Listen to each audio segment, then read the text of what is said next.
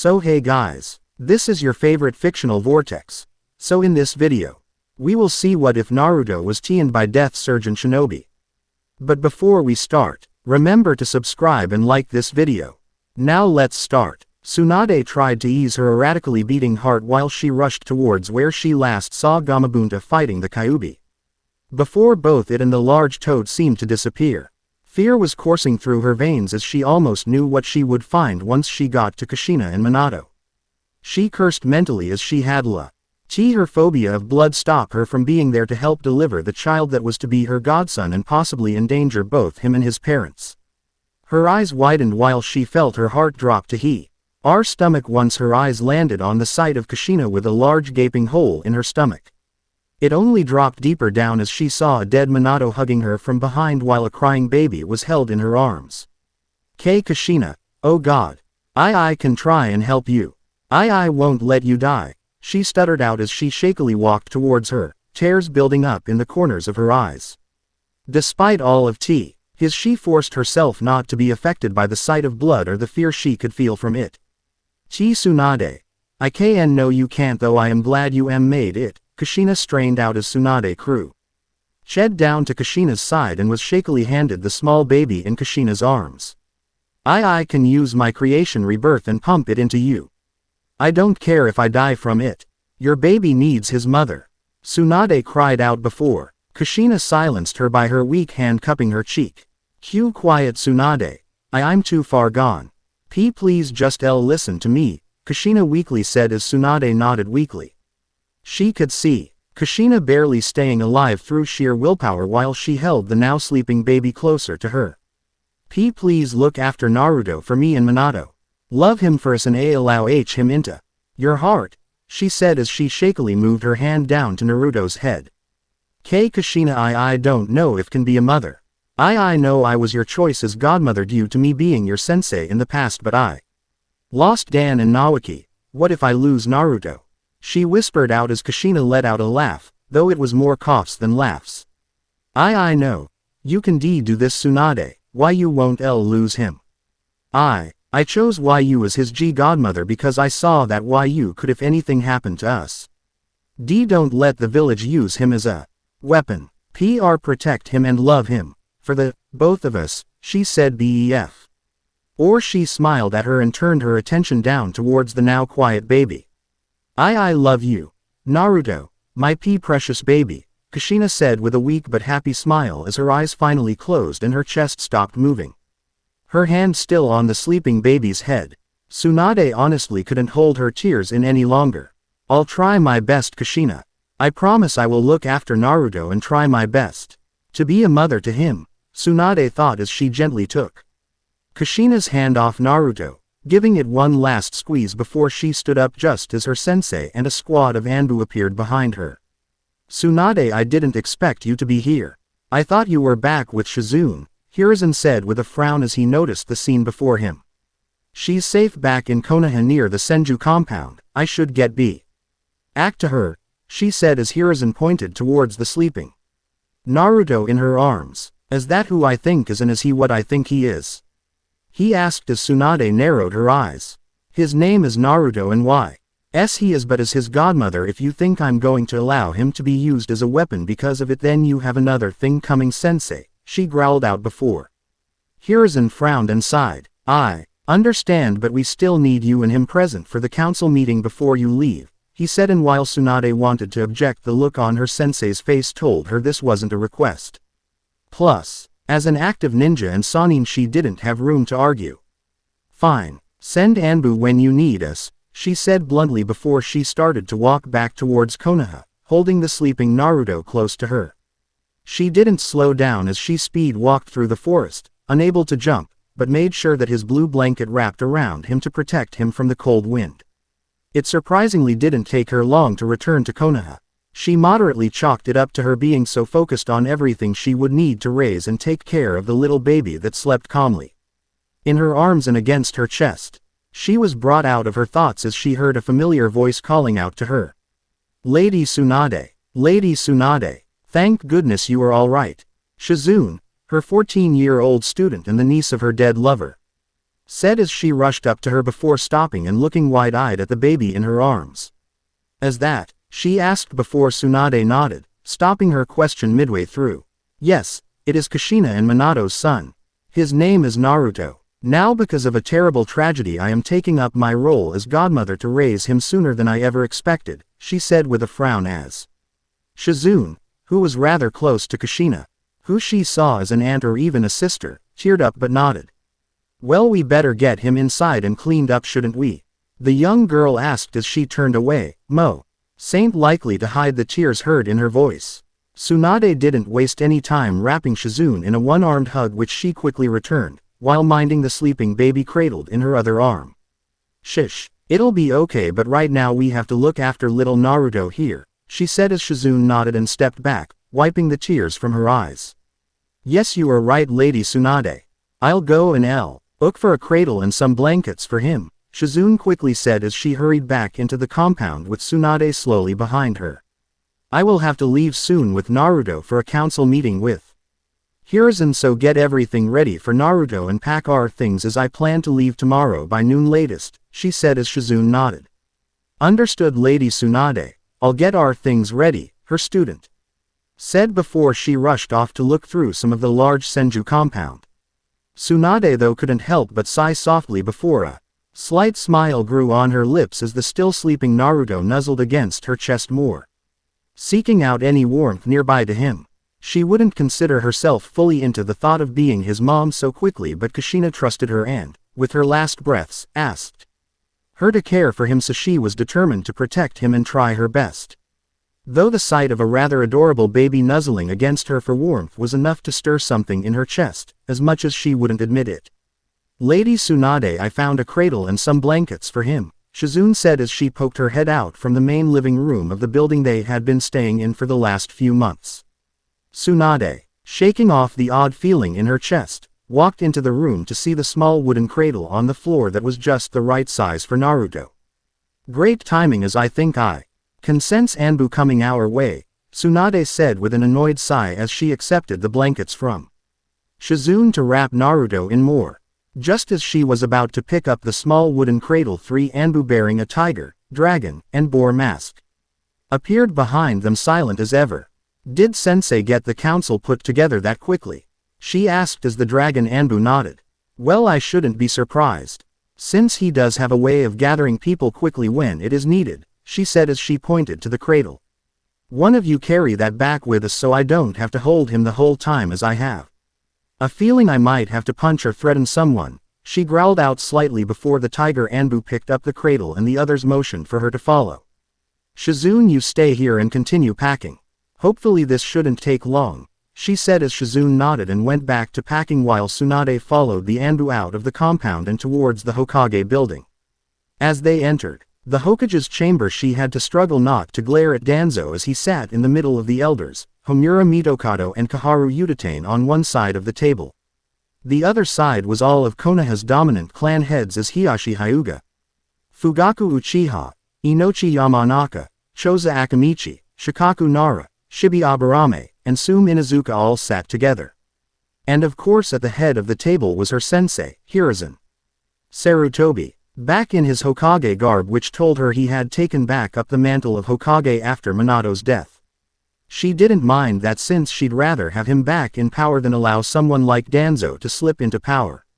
Tsunade, sorry to call you so soon after everything, but with you planning to leave as soon as possible, this meeting had to be called. Hiruzen frowned as she shrugged her shoulders, directing the Anbu where to set the cradle in the room. Whatever, just let's make this quick since I have a lot to figure out and plan because of this little guy, she said as she gently set Naruto down in the cradle, making sure he was safely wrapped up and warm. I'm sorry Tsunade, but I don't believe it is best for the village if you take our Jinchuriki from the village, Danzo quickly seemed to chime in as the other elders, who were basically his parrots that went along with whatever he said, nodded alongside him. Well, I'm sorry, but as his godmother and closest living relative, seeing as my grandmother was Mito Uzumaki, I don't believe you have say over what I do with my godson, Tsunade growled out as Hiruzen quickly cleared his throat to stop the two from starting any arguments. Wait, the little guy over there is actually the new Jinchuriki of the Kyuubi. Soon said in shock, since to place a burden like that on a newborn baby was a bit much. I figure it was the only way for Minato to subdue the Kyuubi, as it is nigh impossible to kill a Biju. And it goes without saying that this bit of info is an S-ranked secret and not to be repeated under any means unless with my approval, Hiruzen said, ending with a very serious tone that left for no argument as the others nodded. Look, Sensei, Kushina tasked me with the job of godmother. Hell, she told me with her last breath to do it. I don't care if I am labeled a missing nin for leaving with him, I will raise him and I won't do it here. She said as she slammed her hands on the table and stared her sensei dead in the eyes. There is no need to go that far, Tsunade. No one is going to label you as a missing nin, he said, a small barely visible smirk on his face, as he watched the shocked looks on the elders. A few of the clan heads frowned slightly. Hiruzen, you can't be serious. If our village loses our Jinchuriki, it will greatly weaken our village. Kaharu said as Hiruzen sighed. Really, and how is a little newborn baby going to keep our village strong right now? What better person to train him than his godmother, who is a Sanin? He asked Kaharu, who frowned, before he turned to Tsunade. Which is why I will let Tsunade take Naruto to raise him how she sees fit, but there are two conditions, he said as Tsunade knew there was always a catch. And these conditions are? She asked with a frown before Hiruzen held up one finger. First is that you will train him as you see fit, and by the time he reaches 16, when he would graduate the academy, you bring him back to Konoha. This does not mean you have to train him, but knowing you'll want him to at least be able to defend himself, he said as Tsunade frowned. Do we really have to return to the village? She asked as Hiruzen sighed. Yes, I would think his parents would want him to have some ties to the village at least, he said as she groaned but nodded as she was in no place to argue right now. Fine, whatever. What is the second condition? She asked as her sensei chuckled and held up a second finger. You must keep in constant contact with either myself or Jiraiya, who I will send from time to time to check in on you, Naruto. And his seal, he said as Homura stood up, slamming a hand on the table. Hiruzen, you honestly can't be considering letting Tsunade, who has a problem with drinking and gambling, to raise a child, let alone our Jinchuriki. He yelled in outrage as Tsunade slammed her hand down on the table, creating a rather large crack through the middle from the force of it and the strength behind it. I believe I can raise a child since I am a world-renowned medic. Plus I'll have you know, since living here for the last few months I have gotten my drinking and gambling in check, so how about you? Shut up about hat you don't know, she growled as Shikaku sighed. How troublesome. Just let the woman take the kid, as the benefits outweigh any downsides I can see. In the end we get a possible shinobi trained by a Sanin. If Jiraiya's last student became a Hokage and her current student is shaping to be a skillful medic, imagine how serious she will be training her godchild, Shikaku said as he sighed, crossed his arms, and leaned back in his chair. I have to agree with Shikaku here, as I do not see a large enough downside to make any objections to this. Especially since he will be returning at 16 inches, Shibi Aburame said as he adjusted his sunglasses. I still object to this. We need to make our Jinchuriki strong enough to defend themselves, as I doubt he will be if he is trained to be solely a medic. If anyone is to raise and train a child, I would best be someone who can ensure he will be powerful, Danzo said, narrowing his lone eye ever so slightly towards Tsunade. You may object all you want, Danzo, but I approve of this and have the utmost faith that Tsunade will protect and care for him. Plus this will be a great opportunity for Naruto to see more of the Land of Fire and grow compared to just being stuck in the village, Hiruzen said as Tsunade grew a smile on her face from her sensei's words. So I am free leave with the kid tomorrow? She asked as Hiruzen nodded. Yes, but do come with me to my office, as I have some things I would like to give to you privately, and this was the final topic of the meeting, he said before Tsunade nodded, already expecting her sensei to have things prepared for her, as he was the kind of man to think fast and get things set up even faster, even in his old age. You all know what is needed to fix up the village. If there are any troubles, please contact me, Hiruzen said as the shinobi clan heads nodded before disappearing via Shunshin, and the elders just slowly got up and walked off, though Danzo had a thinly veiled glare directed towards her and Naruto. Can you carefully carry Naruto and follow Tsunade and me to my office? Hiruzen asked as the Anbu nodded and very carefully picked up the cradle before walking off beside them up to his office. Please set Naruto down and return to your post, he said as the Anbu nodded, setting the cradle down next to Tsunade's chair and disappeared via Shunshin. Hiruzen could only sigh with a sad frown as he looked down at the sleeping baby in the cradle. For Minato and Kushina to die so quickly after little Naruto was born is a tragedy. I do not know who could have possibly released the Q. From Kushina, but I will find out, Hiruzen said, his eyes filled with a fury Tsunade had seen very rarely, and it always ended with someone gravely injured or dead. Do you have any idea who could have possibly done it? Tsunade asked as she sat down in the chair next to Naruto, slowly rocking the cradle while she watched her sensei sit down behind his desk.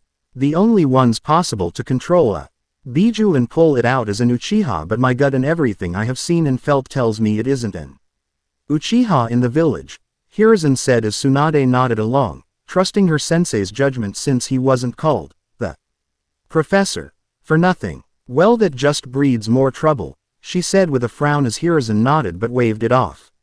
I can look into it more in depth later, though right now I have some things to give you.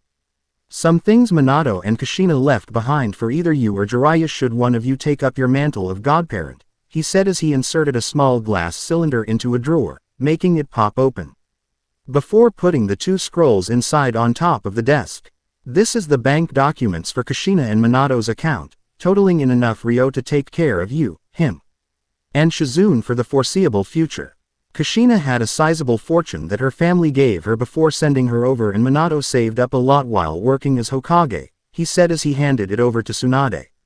Well, that solves the expenses needed to raise a baby right off the bat, Tsunade said as she was thankful for it, since while she might not be in debt from gambling anymore, that didn't she had that big of a fortune to keep her and Shizune afloat, let alone a baby as well.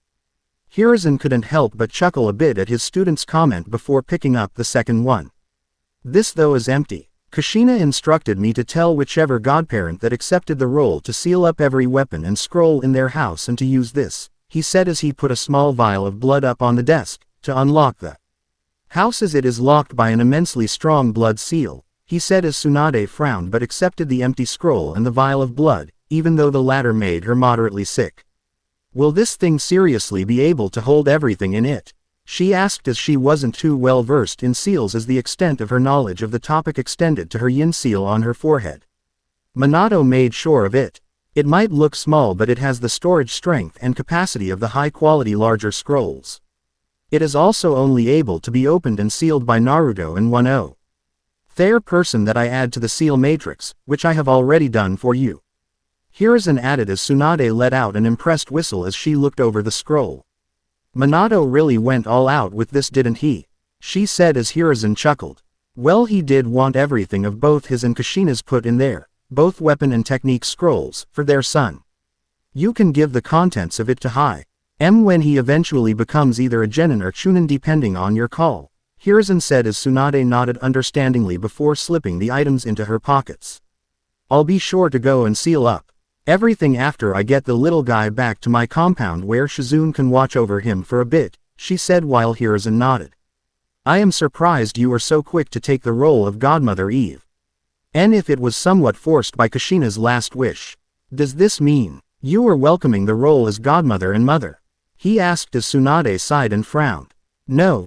In fact, I'm terrified, Tsunade said, as she clenched her fists and stared down at the sleeping baby beside her. I'm afraid I won't be a well enough mother to him, or that you might lose him like you did Dan and Naoki. Hiruzen finished. For her, as the sight of her fists clenching tighter was an answer on its own. Tsunade, Kushina trusted you before her death and she had faith in you until her death. You are stronger and wiser now. With every loss we suffer, it makes us stronger in its own way. Today I lost my dear wife Bawako by the hands of the one who led to the deaths of Naruto's parents, he said as Tsunade's eyes widened at the death of her sensei's wife. A woman that had been like another mother to her. But I will not allow her death to weaken me, Tsunade. It will only strengthen my drive to protect those closest to me and grow stronger to make sure I can protect them. Please, I believe in you, Tsunade, so believe in yourself, her sensei said with such a caring tone that she couldn't bring herself to look him in the face, or else she knew she would possibly start to cry again. "I'll try my best, sensei. I really will," she said as he chuckled.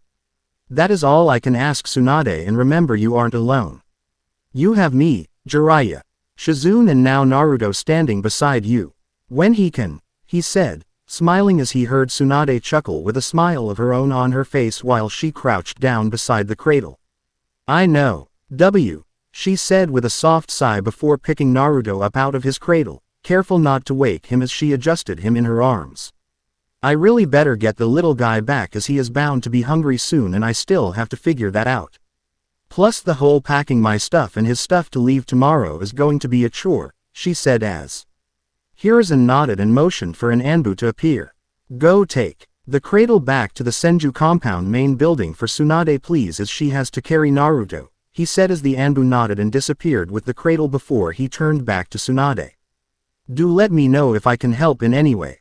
I know I am going to be busy tomorrow with the full aftermath of the attack, but I always have time for my students," he added as Tsunade smiled and nodded before walking towards the door.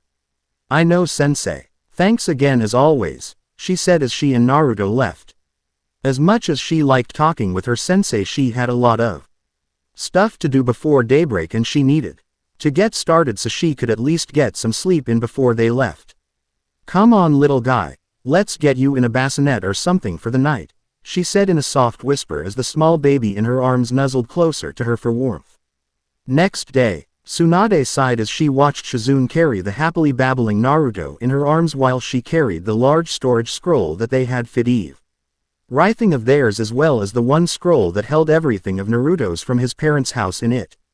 Thankfully they had been able to get everything packed and get him fed with enough time to let them get a good night's sleep. Thankfully Naruto seemed to be a heavy sleeper after getting a full meal in him. Though to feed Naruto she had to somewhat modify her body a bit with a medical technique she had learnt back when she was with Dan, for the case of if ever they had kids and she couldn't naturally produce milk.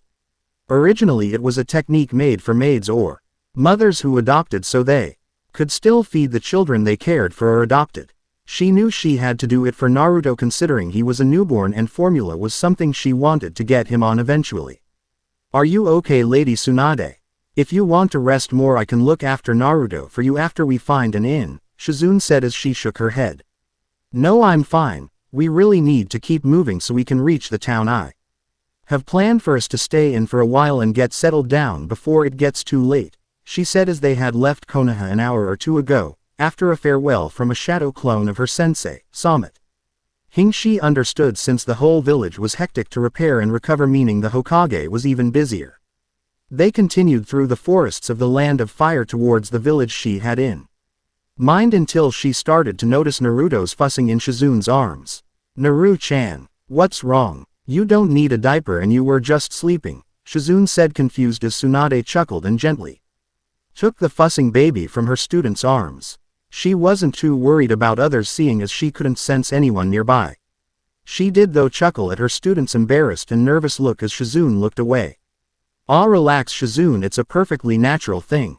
No need to get embarrassed," she teased as Shizune only got redder. It's not that. It's just the size," Shizune mumbled as she stared down at her own still developing chest as she was only 14. "Oh, well, don't let it get you down. I was roughly the same size as you when I was your age. It wasn't until I was around my late 20s or so when I really bloomed," she said as she noticed a look of hope in Shizune's eyes that made her laugh a bit before Shizune looked over at her. "So how does it feel? Does it hurt?" Shizune asked as her curiosity got the better of her.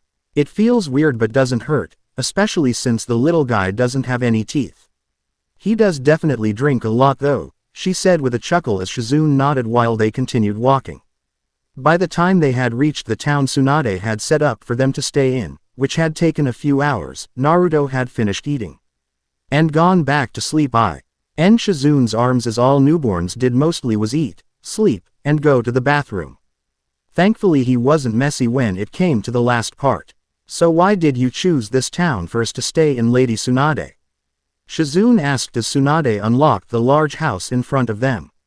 "Well, it's a good distance away from Konoha so we don't have to Worry about the bothering us, and this is one of the Senju compounds that were set up long before Konoha was formed, so it's a rent-free house. And it, like the others around the Land of Fire, have been locked so others can't enter them, though it's not like the is anything of value in them, Tsunade said as she pushed open the gates to reveal the slightly dusty insides. We might have to do some cleaning before we bring Naru-chan inside, Shizune said as the dust was quite thick. I'll make some shadow clones to do it.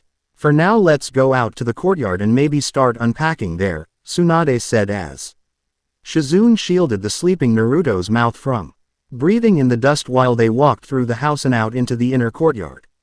Well, this house looks very nice and large. How long will we be staying here? Shizune asked as she watched the shadow clones of her sensei go through and clean up the house while they unpacked the boxes of their stuff. Well, with a baby I don't want to move around all that much, so for the foreseeable future we will be staying here and settling down.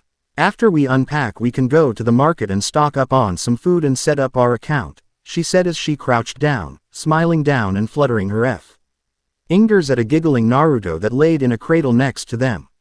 I want to give him a moderately stable upbringing, Shizune, so let's get comfy here, she said as Shizune smiled and nodded before they continued unpacking their things.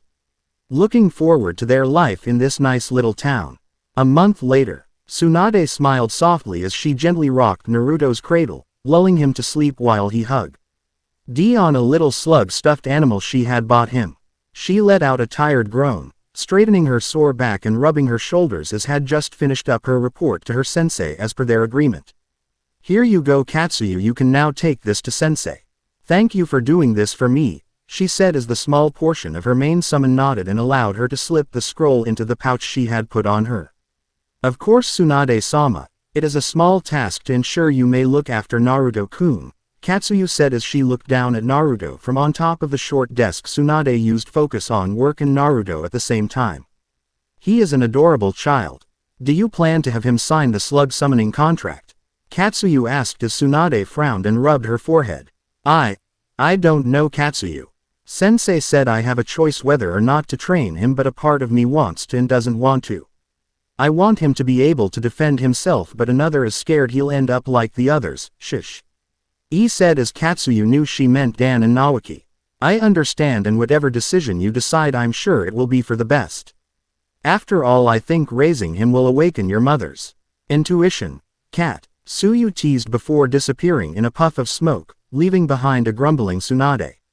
Her grumbles stopped as she narrowed her eyes in anger, sensing 3 chakra sources heading their way that were trying their best to stay hidden. Though with her level of sensing the only one she figured could slip by her senses were either Orochimaru for sure and possibly Jiraiya if he was actually being serious. Acting as fast as she could without waking Naruto, she carried the sleeping baby out of the room and towards his room, which thanks to Jiraiya sending some seals back via Katsuyu, was the most secure room in the house. Lady Tsunade, are you okay? Shizune asked as she entered the room to see her student cleaning up Naruto's room a bit. Stay here with Naruto, I think I feel some pests headin' Gr way, she said as Shizune frowned but accepted a sleeping Naruto into her arms. Do you need my help? Shizune asked as she shook her head, putting a paper tag on Naruto's forehead, which harmlessly absorbed a very small bit of chakra. Before pulling it off him. You look after him while I use this to lure them out, Tsunade said as she headed out of the room before stopping and looking back at them. If anyone slips by me to you, then you know what to do, she added as Shizune nodded, gaining a nervous but serious look. Oh, of course, Lady Tsunade, her student said before Tsunade grabbed one of Naruto's extra teddy bears and blankets before she closed the door behind her. She continued heading out towards the courtyard as she felt Shizune activate the security seals on the room before deck. Eyeing to wait for whoever were clearly heading their way through the back of the large compound.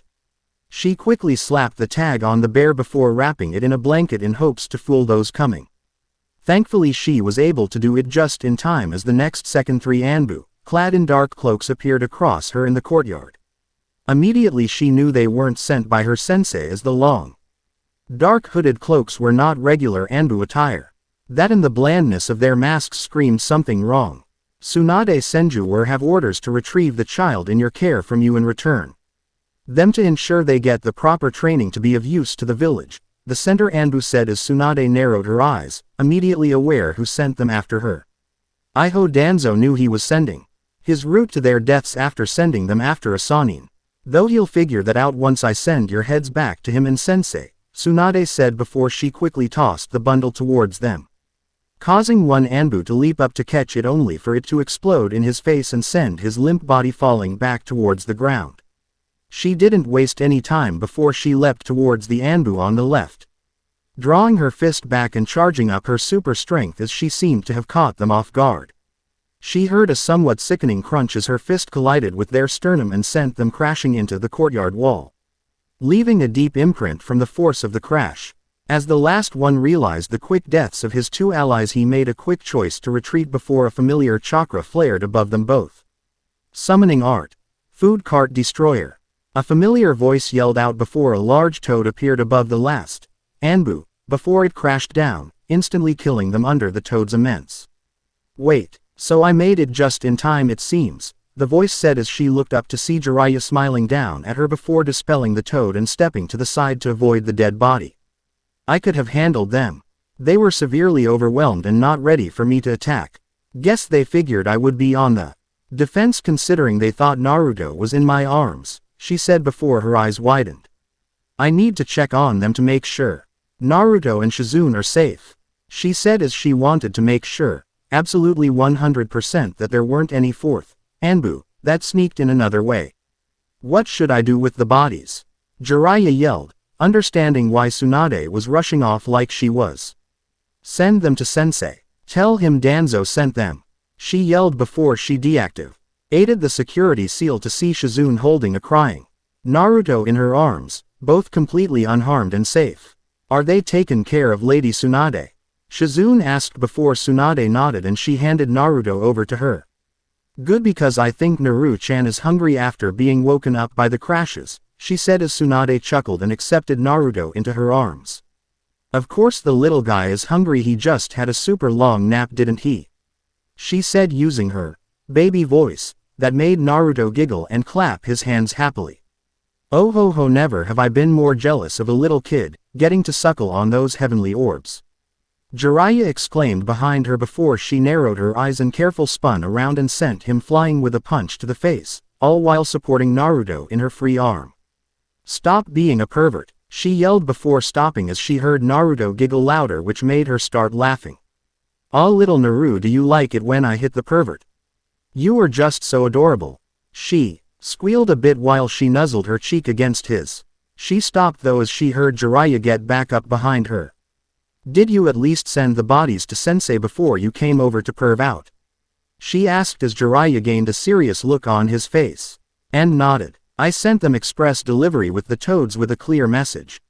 Sensei should be having some Yamanaka go through their minds and charging Danzo with whatever crime he can make stick. I'm just glad I sensed them while I was making my way over, Jiraiya said as he personally would have liked to hit that old warhawk with a Rasengan, but decided Sensei would get him for both him and Tsunade. Good. I expected that man to try something, but I didn't know he'd be that upfront with it, Tsunade said before looking towards Jiraiya with a raised brow. Well, are you going to leave the room? I have to feed Naruto, she said as Jiraiya waved it off. Don't worry, please continue. Act like I'm not even here, he said before he was sent flying again by a strong kick, allowing her to close the door. Pervert, she grumbled as before calming down the giggling Naruto enough so that he could start feeding Konoha. A few hours later, Zen was beyond furious as he looked over the reports from the three attackers' minds that Jiraiya had delivered to him via toads. Danzo, you had absolutely no right to ever do any of this. Sending 3 of your root Anbu after my student and a child is enough to have you imprisoned for treason, Hiruzen said as he glared across at his former teammate.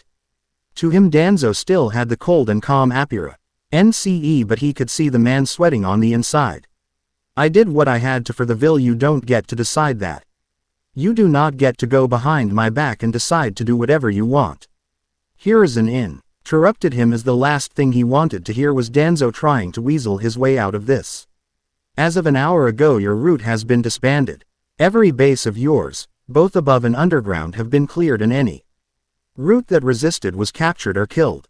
You will be under constant watch for the foreseeable future, and your title as elder has been removed, Hiruzen said as Danzo narrowed his soul eye. You cannot do this, Hiruzen, Danzo growled out as Hiruzen glared back. I am the Hokage. I hold the final say about anything in this village with only the daimyo above my word. You should be counting your blessings. I am only putting you under severe house arrest and not executing you here and now, he said in a cold tone before motioning for his Anbu to appear. Take this man away and ensure everything is taken care of. I don't want him in front of me anymore, Hiruzen said before the Anbu nodded and guided Danzo out of the room. The elder Hokage let out a long and slow tired sigh before handing a scroll to a toad that hopped back up onto his desk after Danzo had left. Please get this back to Jiraiya. Tell him I hope he understands, but with that incident I'd feel safer with him closer to Naruto for the time being, he said as the toad nodded and disappeared in a puff of smoke.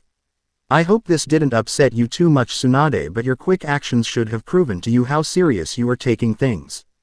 I just hope this was an isolated incident, Hiruzen thought while he lit his pipe, desperately needing it to relax after everything that had just happened. But in the end at least Naruto was safe. 4 years later, Naruto smiled as he held his sissy's hand while they walked through the market. Over the 4 years he had grown to be a healthy height for his age, while he wore a pair of blue shorts, a black shirt, and some blue sandals that his mama had picked out for him. Now Naru-chan, you make sure to stay close by and hold my hand at all times. I told your mama I'd look after you and keep you safe, and you said you'd be a good boy for her and listen to me, Shizune said as he nodded with a big smile. Okay sissy, I'll be super good, he said with a serious low okay on his little face that only made Shizune giggle and pat his head. That's my little guy, now let's go before all the good stuff is gone, she said before he nodded and walked alongside her with a happy smile. He enjoyed spending time with his sissy, and shopping was fun, whether it be with his mom or her. Plus whenever he went shopping with them they gave him candy if he was a good boy. Everything was fun as he helped carry bags for his sissy before he frowned as she and everyone around him froze and they all became gray. Sissy, are you okay? He asked in a worried tone as he set down the bags and poked his sissy on her cheek. It is okay young boy, I merely made it so we can talk alone, a voice said before he turned around to see an old man smiling down at him with weird purple eyes and what looked like horns on his forehead. My mama told me not to talk to strangers. Can you fix my sissy? He asked with a frown, slightly moving behind his sissy to put some space between him and the old man. She has raised you really well Naruto, better than you would have lived alone, the man said as Naruto frowned. How do you know my name, mister? He asked while the man chuckled and stroked his beard. Well, you can say I'm a friend of someone close to you, the man said, pointing towards his stomach which made it get all warm and his head hurt a little bit. Not now my son, let me get to what I came here for, he added before the headache disappeared. Naruto, I came here to offer you something, he said as he reached into his odd coat while crouching down and pulled out 2 scrolls. One a dark gray color and the other a soft red with red swirls, while the other hand held a small fruit. The fruit, like the scroll, was red with swirls on it. It was also the size of a strawberry and in fact looked like one but was also the shape of a heart. What is that? Is it a strawberry? He asked as the man chuckled and looked the fruit over. I guess it does look like a strawberry, but unlike one it is much more special. This is a very special fruit I grew myself for you to eat with your mother training you in mind. Since she is a doctor she'd be the perfect person to help you use its powers, he said as Naruto couldn't help but widen his eyes. Powers? He asked as the man smirked and nodded. Yeah, powers that will help you protect those special to you. You can keep your mother and sister and uncle safe as well as those you meet in the future, he said while Naruto frowned contemplating eating the small fruit. Take it, a deep voice spoke before Naruto looked around erratically. Who said that? He asked nervously before the old man smiled softly. Thank you my son, I do hope you'll help this boy as he is going to be the one I told you and your sibling GS about, he said before Naruto frowned and felt another warm feeling in his stomach. Take it Naruto, this man can be trusted I promise, and I'll explain who I am later. If he is showing up, then this is something serious. The same voice spoke, only much quieter and calmer. Naruto wasn't sure, but something about the voice made him nod and step out behind his frozen sissy. "Okay, mister, but will the fruit taste good?" he asked as he took the scrolls from the man's one hand, slipping them in his pockets before the man handed him the small fruit. "You just need to eat everything of it up to the stem. Leave a bit behind so you can show it to your mother," the man said as Naruto nodded and accepted the fruit into his hand. "Okay, but what is your name, mister?" he asked before the man stood up just as Naruto bit into the now gross-tasting fruit. "Hagoromo Otsutsuki," he said just as Naruto started to pass out and fall backwards. "Use that power well, my young boy. I know you will change things in this world for the better, and my son will help you do so," he finished before his form faded and time started again. Tsunade let out a calm sigh as she relaxed in the living room, since with Shizune and Naruto out of the house she could take a little breather. Being a mom, despite her first thoughts, wasn't as tiresome or exhausting as she was expecting. Thinking back, she figured the time she fully accepted the role and term as mother was when Naruto first called her Mama. Even just remember that scene brought a smile and happy tears to the corners of her eyes. Flashback. Tsunade let out a huckle as she set a 6-month-old Naruto down in his high chair as she found he enjoyed eating with them at the table.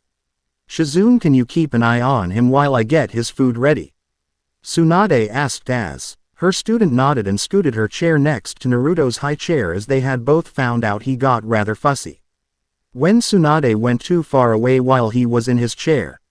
"I'll keep his attention, Lady Tsunade," Shizune said as she held up his little slug plushie that instantly got his attention in the form of trying to reach out to grab it. "Now you are going to be good boy for your mommy, aren't you?" she asked little Naruto as he giggled and clapped his hands. "Ma," Naruto cooed out as he turned around, trying to look towards Tsunade. The second the words left Naruto's mouth, both Shizune and Tsunade froze before Tsunade quickly rushed over next to Naruto to see him smiling up at her and grabbing for her, asking to be held. Did he just say what I think he did?" Tsunade asked as Naruto tilted his head in slight confusion and tried to make his little hands reach her. "Ma," Naruto asked as Tsunade was frozen solid before a strong warmth grew in her chest and she just felt something click or fall into place. She smiled as she gently picked him up from his chair and held him close to her, the smile growing as he patted his tiny hands against her cheeks with his little giggle. She couldn't stop the tears as they poured down her face as Shizune watched with matching tears. For these last 6 months she only felt a terrible feeling in her gut every time anyone referred to her as Naruto's mother. Fearing that each time it would endanger Naruto more. That or it gave her the feeling like she had stolen Kushina's role from her despite being asked by Kushina to raise Naruto. "Yes, I'm your mama," she whispered as she no longer felt a pang of guilt associate with the word. Flashback end. Ever since then she had basically taken up the role as mom, even more so in far hasn't regret a single moment of it. She honestly loved Naruto like he was her own. Of course, due to her past, this made her somewhat of an overprotective mother. Though not like anyone could blame her. She frowned, sipping at her sake, as she was a bit nervous about Shizune and Naruto out at the market, but she trusted her student to look after her son. But, as Shizune burst into the room with an unconscious Naruto in her arms, her world froze and she ran towards them. "What happened?" she yelled as Shizune fell to the ground, tears in her eyes before Tsunade crouched down and accepted Naruto from her. I don't know. Oh, 1 second, Naru-chan was holding my hand as we were shopping and the next he fell over unconscious. I dropped everything and rushed over," Shizune choked out as she wiped her tears. The fear of something being wrong with the kid she saw as a little brother, being too painful for her. Tsunade immediately kicked into her medic mode, running her mystical palm over him in search of anything that could have caused him to pass out. Was there anything on him or around him when he passed out, like a Senbon on the ground or anything? Tsunade asked as there was no poison or anything in his system. Just this in his hand and these in his pocket, Shizune said as she handed Tsunade a half-eaten strawberry and 2 scrolls. I wasn't looking away from high. for more than a second to place an order at the deli before he fell over. Aye. Oh God, I'm sorry Lady Tsunade. Shizune choked out before Tsunade calmed her down by pulling her in for a hug. Shish. Hazune, you did nothing wrong and he isn't hurt, only asleep. The only thing worrying me is the fruit and how he ate it without you noticing, which makes me think a genjutsu might have been used, Tsunade said, calming Shizune down as her student hugged her tightly. Can you please take Naru-chan to his room? I need to look over this fruit and scrolls you found on him. Can you also call Jiraiya back? Ram his research at the bathhouse, Tsunade said, having a bit of a hiss at the end before Shizune, who had just finished wiping away her tears, nodded and gently picked up Naruto. Right Awela, Dai Tsunade, she said before walking off with Naruto in her arms while Tsunade frowned and stood up. She didn't waste any more time before she hurried off to her office, of sorts in this house, and set down the scrolls on her desk with the strawberry next to it. She didn't need to waste the time analyzing it, as it was the wrong color, had odd designs on it, and its stem was irregular. Maybe these scrolls have something about it, she thought as she unrolled the scroll with the same markings as the supposed fruit, only to widen her eyes as she read what was in the scroll. This can't be true. This is just insane, Tsunade thought as she reread through it several times until she got to the point she lost track of the times she read it. Tsunade, a voice yelled behind her as the person groped her chest, snapping her out of her daze before she spun around and slammed her fist, out of instinct, into Jiraiya with a furious glare. Ow, what was that for? I was trying to get your attention. Ince, you didn't respond to anything else, Jiraiya yelled before she strengthened her glare. That doesn't mean cop a feel. Especially not when Naru-chan passed out earlier today, she yelled before Jiraiya held his hands up in surrender. Sorry, I understand the seriousness and I'm sorry, he said as Tsunade sighed and sat back down at her desk, which made him let out a sigh of relief. Shizune told me what happened to the kid. Is that the fruit he ate? Was it poisoned? He asked as Tsunade shook her head and handed him the red swirled scroll. No, just read and tell me what you think caused it. Apparently that is what he ate, she said as Jiraiya rose an eyebrow but sat down on the ground and opened the scroll. While he read the scroll, she poured them each a saucer of sake, which she passed to a shocked-looking Jiraiya, who downed it in one chug. This can't be true, Jiraiya said as Tsunade held up the bit of leftover fruit that Naruto had kept. From what is left over it looks like this supposed fruit.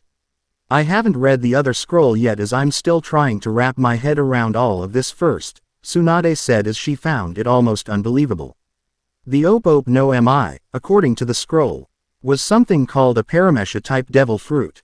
She, in all her years, has never heard of anything remotely close to a devil fruit, but then again the elemental nations was full of odd things.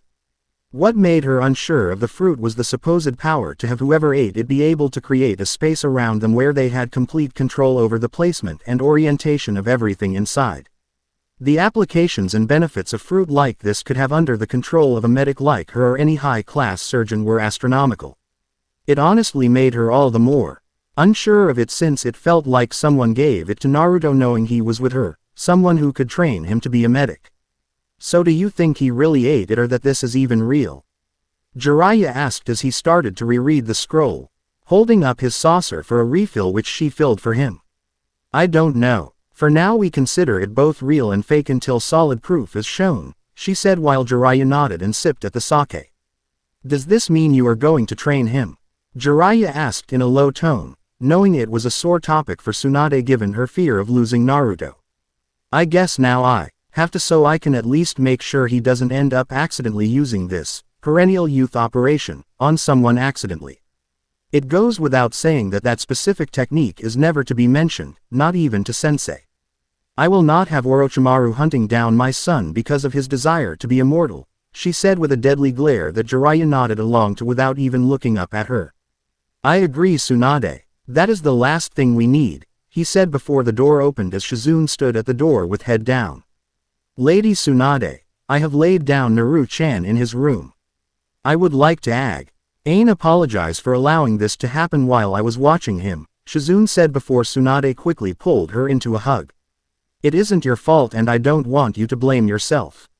Naru-chan is in any harm and he'll be fine or better than fine once he wakes up, so please don't be hard on yourself, Tsunade said before Shizune hugged her back and cried into her shoulder, relieved that Naruto was safe and okay. I'm going to go check on Naru-chan, so please if you can you go back to the market and get our food?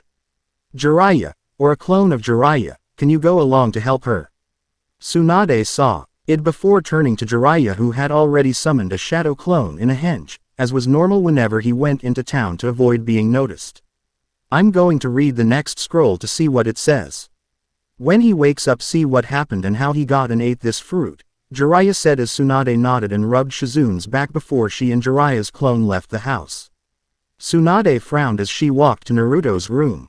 After grabbing the remains of the fruit, she was still a bit shaken up from this scare, but she knew he wasn't in danger. It didn't mean she was happy with him eating this fruit, but it was better than him being poisoned or anything dangerous like that. She sighed as she sat on the edge of his bed, petting his head softly while she waited for him to wake up before he did start to finally stir after a minute or so. Naruto grumbled as he turned towards her with a frown, his eyes opening slowly before he saw her and his frown changed to a smile. Mama, you'll never believe the dream I had about a fruit and an old man, he said before she frowned with a sigh. If the fruit looked like this, she said holding up the leftovers of the Op no Mi, then it wasn't a dream, He finished in a stern tone, making him frown and stare down at the bed. You had me and Shizune worried sick. Shizune thought something had happened to you under her watch and I was scared that you were in danger. I've told you many times not to take things from strangers or eat things given to you from strangers that myself or Shizune don't say if it is okay beforehand, she scolded him as he started to sniffle and cry. I'm sorry mama. I knew I wasn't supposed to be, but the old man knew my name and this voice out of nowhere said I should. Naruto sobbed out while he tried to stop his tears as he was sad that he disappointed his mom and made both her and his sissy worry. Tsunade frowned as the voice out of nowhere comment made her worry about the Kyuubi, but decided, as she pulled her son in for a hug to comfort him, that she'd talk to Jiraiya about it later. Shish, Naru-chan, I'm not mad. Just I was terrified that something happened to you, she said as Naruto hugged her back, though due to the size of her chest, he was hugging her chest innocently instead while crying onto her shirt. I'm sorry mama, he said, his voice muffled into her chest before she smiled softly and kissed the top of his head. It's okay, but I don't want this happening again and you owe Shizune an apology as well.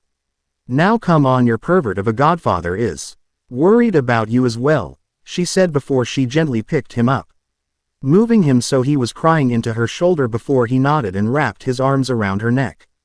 Tsunade frowned as she watched Naruto cry and hug on Shizune, Apollo gizzing for making her worried as she sat next to Jiraiya. They were both a bit worried as they thought over everything that Naruto had told them. He says an old man gave him the fruit and a voice in his head told him to do it as well. You checked his seal, right? Tsunade asked as Jiraiya nodded. There is no way there can be any decay on it this earlier at all. His seal is the strongest Jinchuriki seal out there. Plus there is the name of the old man, Hagoromo Otsutsuki. That is the name of the sage of the 6 paths in all recorded legends of him, Jiraiya said as Tsunade sighed and downed the saucer of sake in her hand. Not being one to drink nearly as much as she used to with Naruto around, but after a day like this she needed a little extra. What did you find in the second scroll? She asked as Jiraiya rubbed his forehead with a groan. According to the scroll, the boy might have another power in him called Haki.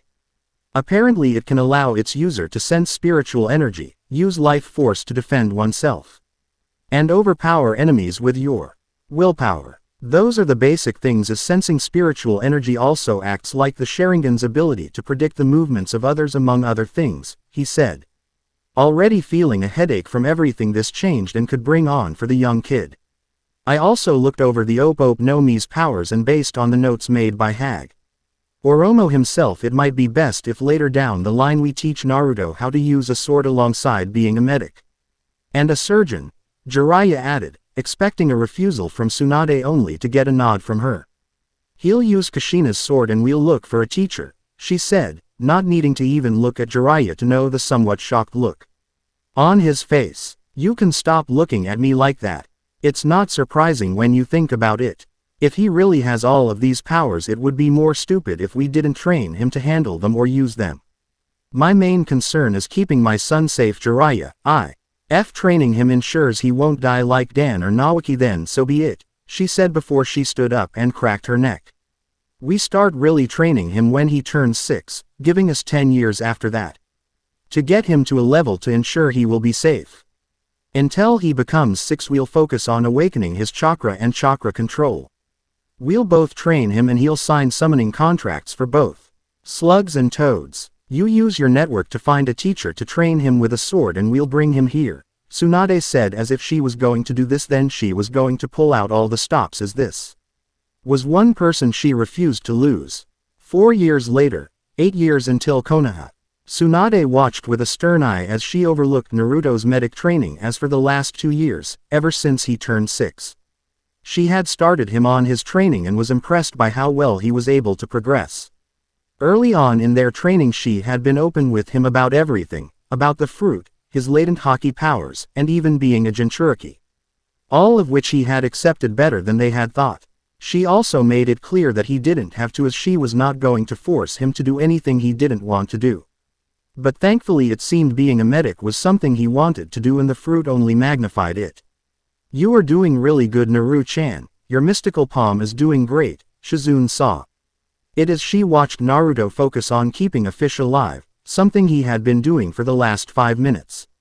Tsunade, at first, was a bit unsure how his chakra control would be with him being the Kyuubi's Jinchuriki as well as an Uzumaki. But to Jiraiya's and her surprise, his chakra control was as good as any normal kid his age, or even better.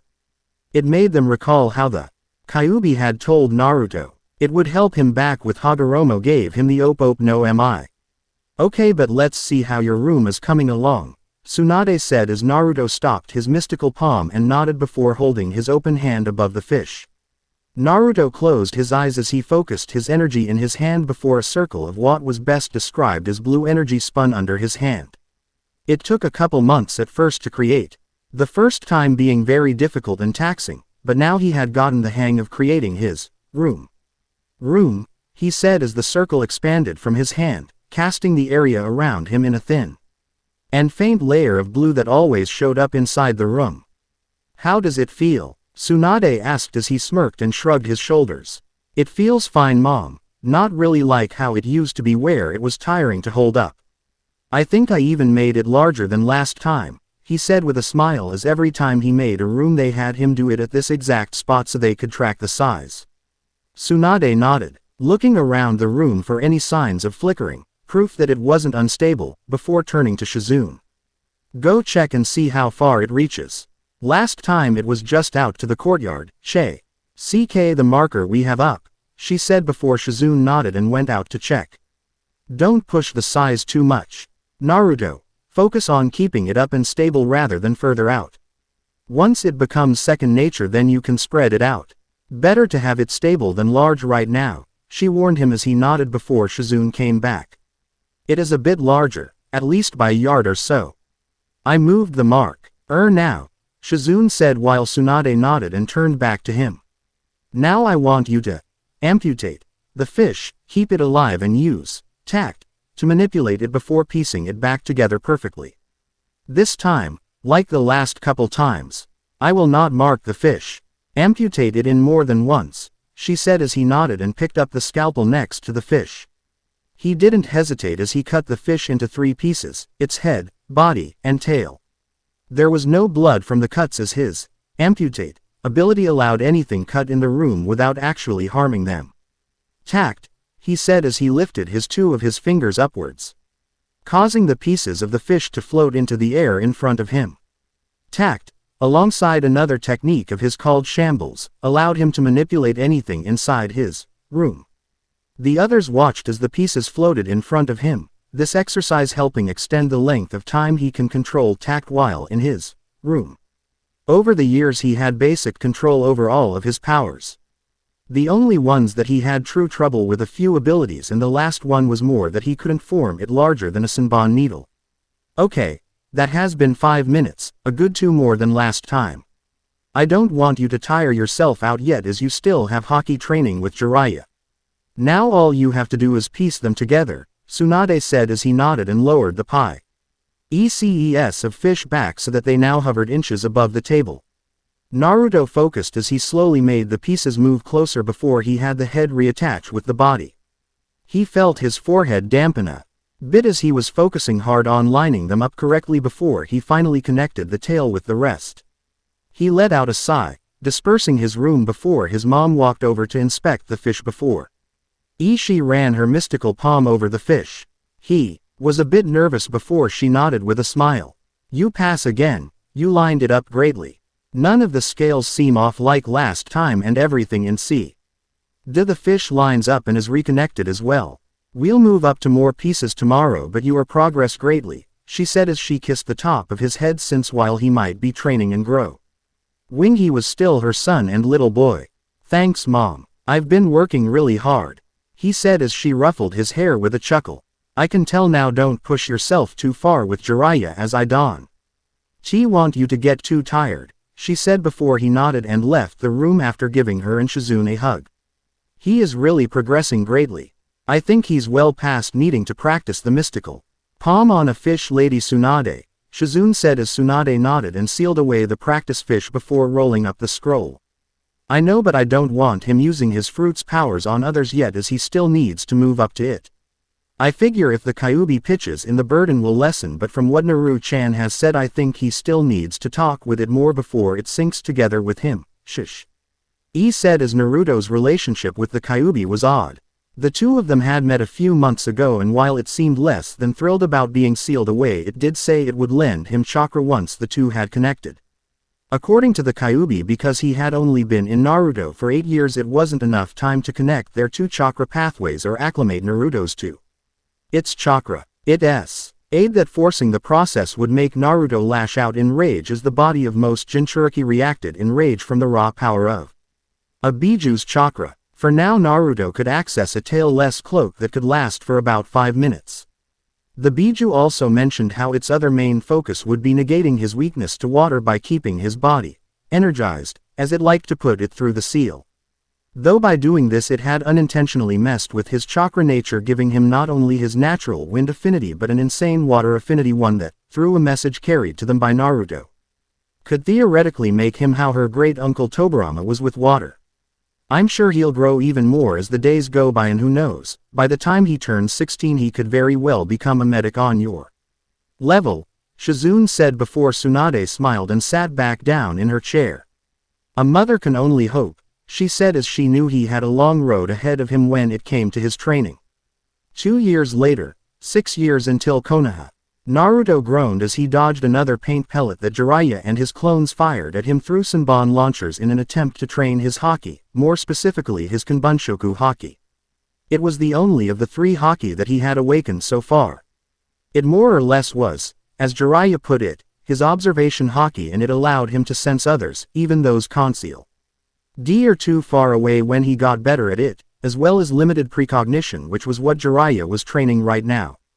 Over the last 2 years he had continued training under his mom, sister, and uncle. He had even signed the slug and toad contracts, the slugs being mainly for helping his healing and toads for combat. Mainly over the years he trained more in his fruit's powers, taijutsu, haki, and even some chakra exercises that would help him use wind and water jutsu. Another thing that had progressed over the years was his and the Kyuubi's connection to where he could now use one tail of its chakra. This one tail was a major boost, especially when he channeled it into his devil fruit abilities to power them instead of summoning a cloak around him. Right now he was training in his SP. Alongside his haki as being able to see the attack ahead of time was only useful if he could dodge it. It was a bit difficult to see the attacks as apparently it worked better with attacks that had murderous intentions behind them. Seeing as Jiraiya couldn't make it believable they were training him to sense any attack, hence why he was having trouble and being hit by so many of them. Okay, I think that's enough for today, Jiraiya said as he stopped, dispelled his clones and walked forward. What? I can do more, Naruto said as he still felt he had some energy left in him to continue for another 5 minutes or so. No can do. Your mom hates it when I bruise you up too much. You are doing better though, as you are getting hit less and less each time we do this, Jiraiya said as he counted at least 10 less hits than last time. He knew it wasn't lucky dodges or him memorizing a pattern, as he always made sure he attacked with a different pattern than before. And relax kid, you don't have to push yourself. You are 10 years old, no need to go crazy on the training. Now come on, go wash up before Tsunade yells at me for ruining your clothes, Jiraiya said as Naruto groaned but nodded before walking off towards the baths of the minor compound.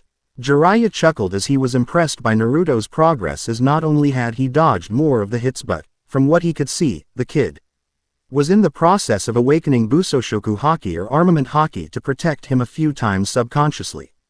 He noticed how a few times where the hits didn't leave a mark even though Naruto didn't dodge the pellet. It wasn't to the point of hardening, but it was enough to protect him from a few hits. The kid keeps surprising me, he thought with a chuckle before a slug appeared on his shoulder. Oh Lady Katsuyu, what can I do for you? He asked as the slug nodded. Milady needs Naru-chan, apparently it's really important. The Raikage found Milady and is requesting her help, but she is unable to. So she decided to call for Naru-chan, Katsuyu said as Jiraiya frowned, not liking how a cage from another village not only found them but was requesting her help. Should I come along with him or keep an eye on them? Jiraiya asked before Katsuyu shook her head. Milady said everything is fine, as he seems more frantic to get the patient he brought healed than anything else, the boss slug summon said as Jiraiya rose an eyebrow. Who is the patient? He wondered, since if it was enough to make a cage get frantic it must be someone related to them. It's his niece, apparently the only blood relate. Family he has left, Katsuyu said while Jiraiya nodded with a frown, understanding the frantic attitude of the cage. I'll send him as soon as he gets out.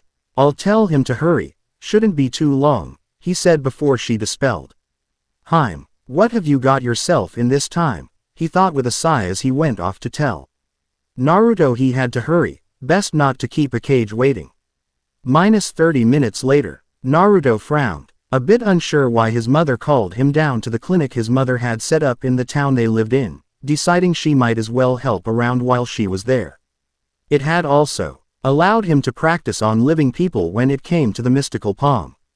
Normally he either went with her in the morning or not at all, as she also didn't like interrupting his hockey training with Jiraiya. Are you Tsunade Senju's son? Akumo Anbu said before Naruto nodded, a bit unsure why an Anbu from one of the major ninja villages was in their small town. Please then come in, the Anbu said, slightly bowing as he moved away from the door, allowing him to walk in the room. This is your son, the medic you said could help my niece where you couldn't. He's as young as my niece. The man Naruto quickly figured to be the Raikage. By his outfit and appearance alone, yelled before his mom pinched the bridge of her nose and let out a sigh. Yes, and now let me explain. She yelled before the Raikage glared at her. Although she was unaffected. I called my son because you wouldn't leave and demanded I save your niece, who has a condition that I cannot cure. My son on the other hand concur. And if it gets you out of my hair before your being here causes too much trouble, then I might as well call him, she said before turning towards him. Mom, what's going on here? Naruto asked as he walked, confused how he could cure something his mother couldn't. Though after thinking about it more his eyes widened as he came to understand what she meant. Wait, you want me to? Yes, she said, interrupting him as she sat down in her chair. Shizune standing beside her as the Raikage stayed standing beside the girl on the bed with a blonde-haired man next to him. I want you to use it, find out what is wrong with her and heal her. But before that, Raikage, I want you and your men to swear never to tell anyone what you are about to see, she said as the Raikage's bodyguard, a man named C, glared at her. Why should we? We owe you nothing, Konoha dogs, C said as Tsunade shrugged her shoulders. Then I guess the patient won't get cured. This isn't something you can negotiate. Either you agree to my terms or I send a message to my sensei. Who is acting Hokage? She said as she had no problem threatening them, as her main concern, above all else, was her son's safety. The only reason she was even remotely going along with this was because how the Raikage was acting. He wasn't the stern and militarized thinking man that she had heard about as right now he was a concerned uncle scared about losing his niece as she was all he had left. Something she could understand. You dare threaten I'll do it, the Raikage said, interrupting C as he looked up at Tsunade. The fourth Raikage of Kumogakure. Swear no one here will repeat anything they see, that goes for myself, C, and the Anbu outside. I don't care if the brat has the Sharingan, Byakugan, or whatever other thing that made you call him down. If he can save my niece that is all I care about, the Raikage said, his tone cracking as he held the small hand of his niece as she laid sleeping on the bed. Good, now that we have an agreement. Naruto make a room, she said as Naruto frowned before a nod from his mother told him it was okay. Over the 2 more years he had gotten to the point where making a room was like second nature. It no longer took that much energy to make her keep up and he had extended it to the point that he could enclose the whole compound in it if he wanted to. Now, scan her and figure out what is wrong. It should be obvious when you take a look, she said before he nodded and held out his hands in front of him. He took a calming breath, trying not to let the Raikage's gaze affect him before he led his fruit's energy into his hands and waved it across the room before he frowned as he looked over at his mom. She has tumors littered throughout her body. None of them seem cancerous but they are still harming her. Especially the one near her heart, he said before his mom nodded. She has 10 tumors, no doctor has been able to remove them due to where they are all located. The one near her heart is the most dangerous as others were too afraid to try and remove them, the Raikage said as he sat down next to his niece's bed. Please, if you can, save her. I know Konoha and Kumo hasn't been on greatest terms but she's my family. Besides my adopted brother, she is all I have. I've raised Mabui since her parents died in the Third Shinobi War and I can't lose her now, said before Naruto nodded. I'll do my best. I should be able to help her but you will need to stand back as I need a lot of space, he said as he nodded and stepped back with a still glaring C stepping back with him. He frowned as he looked over the girl. She was undoubtedly pretty and if he had to guess a year older than him most likely. She had dark skin and light gray hair that went down to her shoulders with 2 bangs framing her face. Now please don't freak out at this next part Raikage but she will be fine, Naruto said before he furrowed and summoned a small Senbon-sized construct of green energy from the tip of his finger. Take your time Naruto. Go slowly and carefully with your gamma knives, Tsunade said as Naruto nodded and slowly inserted it into Mabui's stomach, where he could see the first tumor. Gamma knife was always the most difficult of his fruit's powers to manifest but thankfully he could at least summon one without passing out afterwards. Didn't mean it wasn't still exhausting but with the Kyuubi's help he should be able to keep this up for 9 more times. What is all of this? Is it some new Kekkei Genkei? C asked before Tsunade frowned and rolled her eyes. It isn't a Kekkei Genkei. It's more of something he acquired when he was young. For now be quiet and let my son work, Tsunade said as they watched Naruto, one after one poke the gamma knives into Mabui throughout her body before only 1 tumor remained. He knew he had to be careful with this one since it was dangerously close to her heart. I'm going to have to use a technique of mine to make sure her heart isn't damaged in this so please stay calm, Naruto said as the confused Raikage nodded before he slid his hand under Mabui's back, putting his hand everywhere her heart was before he furrowed his brow and tapped her back. Mise, he said before. To the Raikage and C's shock, Mabui's heart popped out of her chest, leaving behind a hole in her chest while her heart was encased in a glass case, still beating. What did you do to her? A yelled before Naruto held up her heart. Raikage, it is still beating and she's still alive. Mise is a power I have where I can remove someone's heart without actually harming them. It is still pumping blood through Mabui and keeping her alive. Removing this last tumor is the most difficult with her heart being so close to it. This way I don't have to worry about harming it. If you want you can hold it to ensure nothing happens to it, he said as a gingerly accepted the glass-encased heart, allowing him to return focus to Mabui. With the heart out of the way this made the last tumor much safer to handle and easier to access before he too got rid of it like the others. Panting in slight exhaustion before he held his hand out towards asking for the heart back. I got them all removed so I can put her heart back in, he said before nodded and handed him the heart again. Now this might wake her up as inserting back in her heart might give her a jolt and my mo. Can do her checkup then, he said before he placed her heart back into her in the correct orientation. He stepped back as Mabui's eyes shot open and she took a deep breath of air as if she had lost her breath, allowing the wreckage to rush to her side and check her over. You uncle, what's wrong? Mabui asked before her uncle hugged her close to him. Nothing dear, everything is great. Your illness, it's gone. Cried out as Mabui also started crying as she hugged him back. Thank you Tsunade-sama, thank you, Mabui cried out before Tsunade shook her head. It wasn't me, thank my son if anything, she said as she pointed towards Naruto who was sitting next to Shizune, exhausted beyond belief as that was the most times he had ever created gamma knives in a row. It was also the first time he used Mies on a human before. Though he wasn't about to admit that to the wreckage. Why you cured me? Mabui asked as Naruto weakly nodded. Yeah but don't worry about it, I'm just happy to be of help you, he said before she got off the bed. With help from her uncle, and sat down on the ground in a deep bow. You saved me when no one else could. For that I promise to be of use to you and stay by your side. I will repay your act of generosity, Mabui said as both Tsunade and Naruto widened their eyes in shock. Wait, there is no need to do that. Honestly, Naruto said, unsure of how to react to all of this. No, I cannot sit idly by and not do anything in return when you saved my life. Uncle please you must let me stay with, she said before trailing off, realizing she didn't even know his name. Naruto, he said making her smile and nod. You must let me stay with Naruto-sama to repay what he has done for me. My honor as a Kumogakure native depends on it. We do not let debts go unpaid, she said.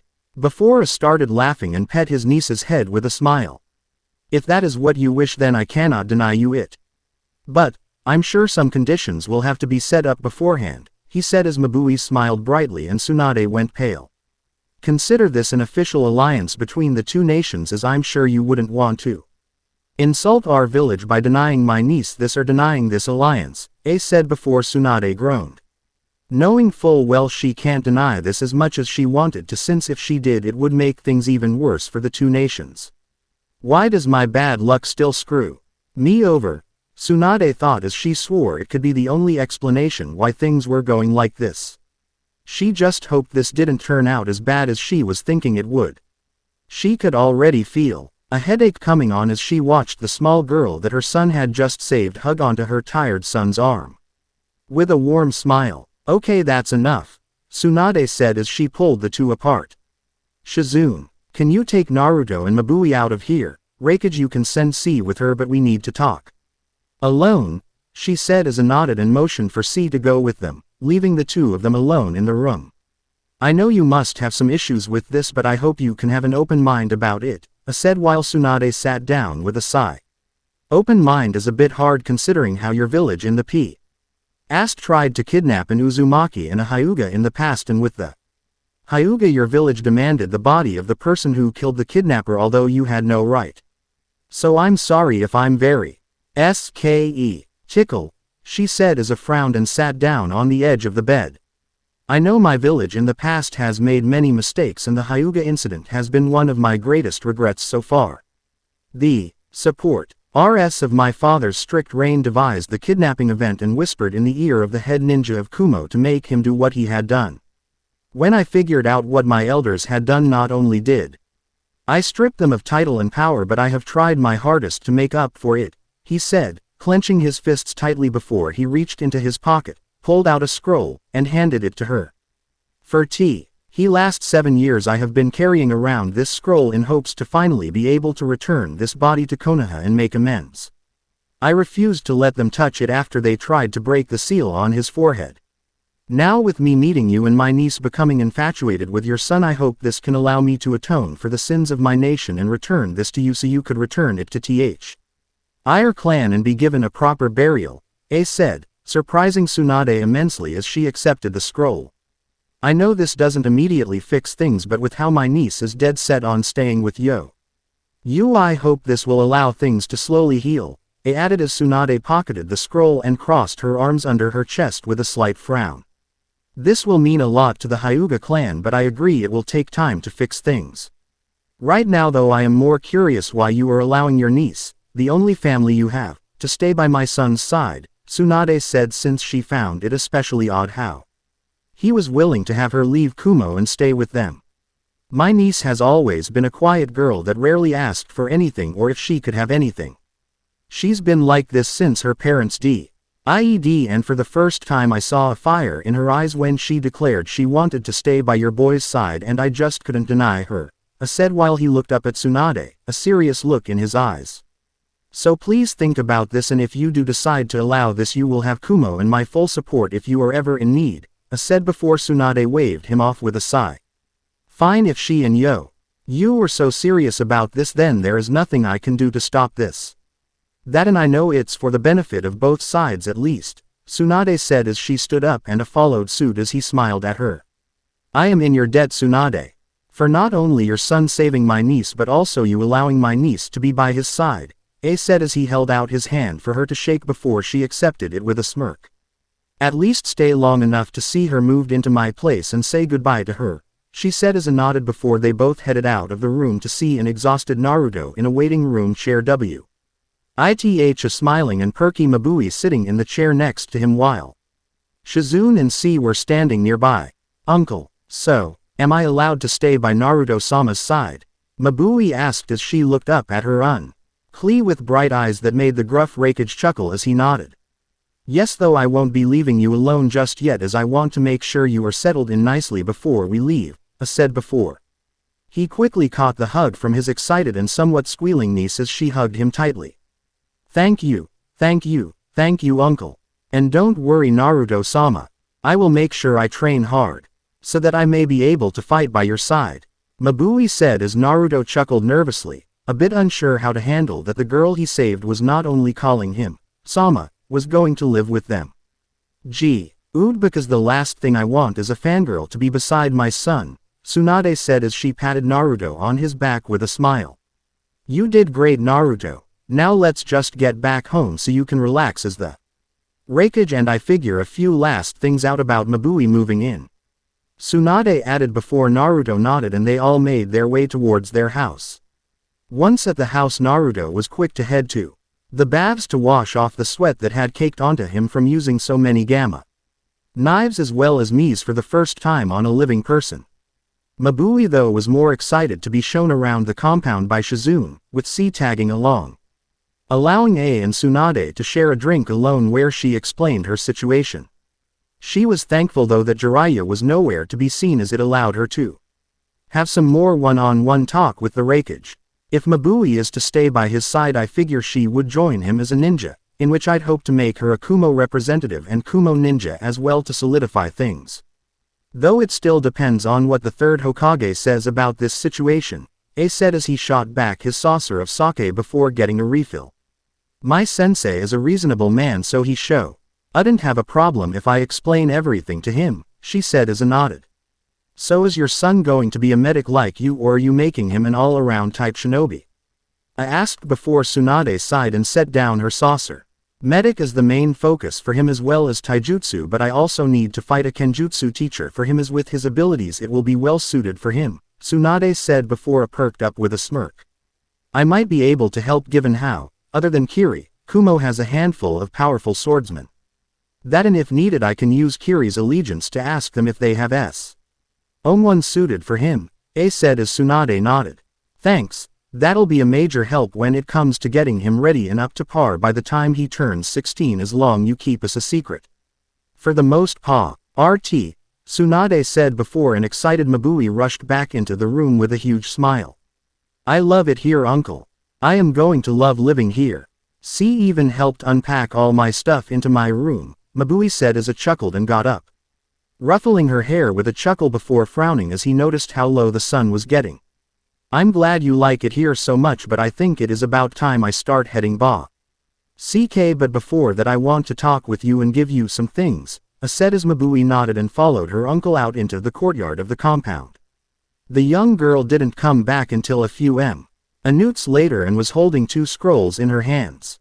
With them being from the Raikage, she knew it would make the girl more than strong enough to make sure someone was watching her son's back. Well, I hope you're ready for everything up ahead, as if your uncle is putting you in my care and training, I am going to make sure you can handle the world, Tsunade said as she eyed Mabui while sipping her sake. I am ready, Lady Tsunade. I will ensure I can stand beside Naruto-sama, Mabui said with such conviction that Tsunade couldn't help but chuckle. We start once you fully recover from everything, so be ready. For now you can help Shizune with dinner, Tsunade said before Mabui nodded and hurried off, making her somewhat look forward to the Kumo native and everything she had in her. 3 years later, 3 years until Konoha. Naruto let out another grunt of pain as he was tossed back by a powerful strike to his gut from the back of a sword. Over the last 2 years or so he had finally started kenjutsu training after Mabui's uncle came through on how he said he'd help them with a kenjutsu teacher. The man though hailed from Kiri and was told, according to rumors around the elemental nations, to be a natural master without any teacher. The main reason he was picked was because, like Naruto, he too had an insane water affinity. The man was Yamamoto Takeshi and a master of a sword style called Shiger Soin Ryu, which was hailed as an invincible sword style. It was also why he was a prime candidate to become a 7 swordsman of the mist according to the info Jiraiya's spy network had on him. When he first showed up, having given the info of what town they lived in by after his mom was given the okay by Konoha, they expected someone fearsome looking. Instead though they were met with a man Shizune Nichan's age with spiky black hair, light brown eyes and a constant warm and cheerful smile on his face, even while in a spar. He mainly stuck to wearing kamishimo and hakama pants with his 2 swords sheaths sitting on his hips. Nice try there, Naruto, but you need to move quicker than that to get past your opponent's guard, Yamamoto said with a smile as he rested one of his 2 unique blades on his shoulder. It's hard to get close to you when you've already got my scent with that sword of yours, Naruto said, pointing his basic katana that Yamamoto had lent to him. Until he got his own from his mother once he turned 16, towards the sword in Yamamoto's left hand with the dog-shaped pommel.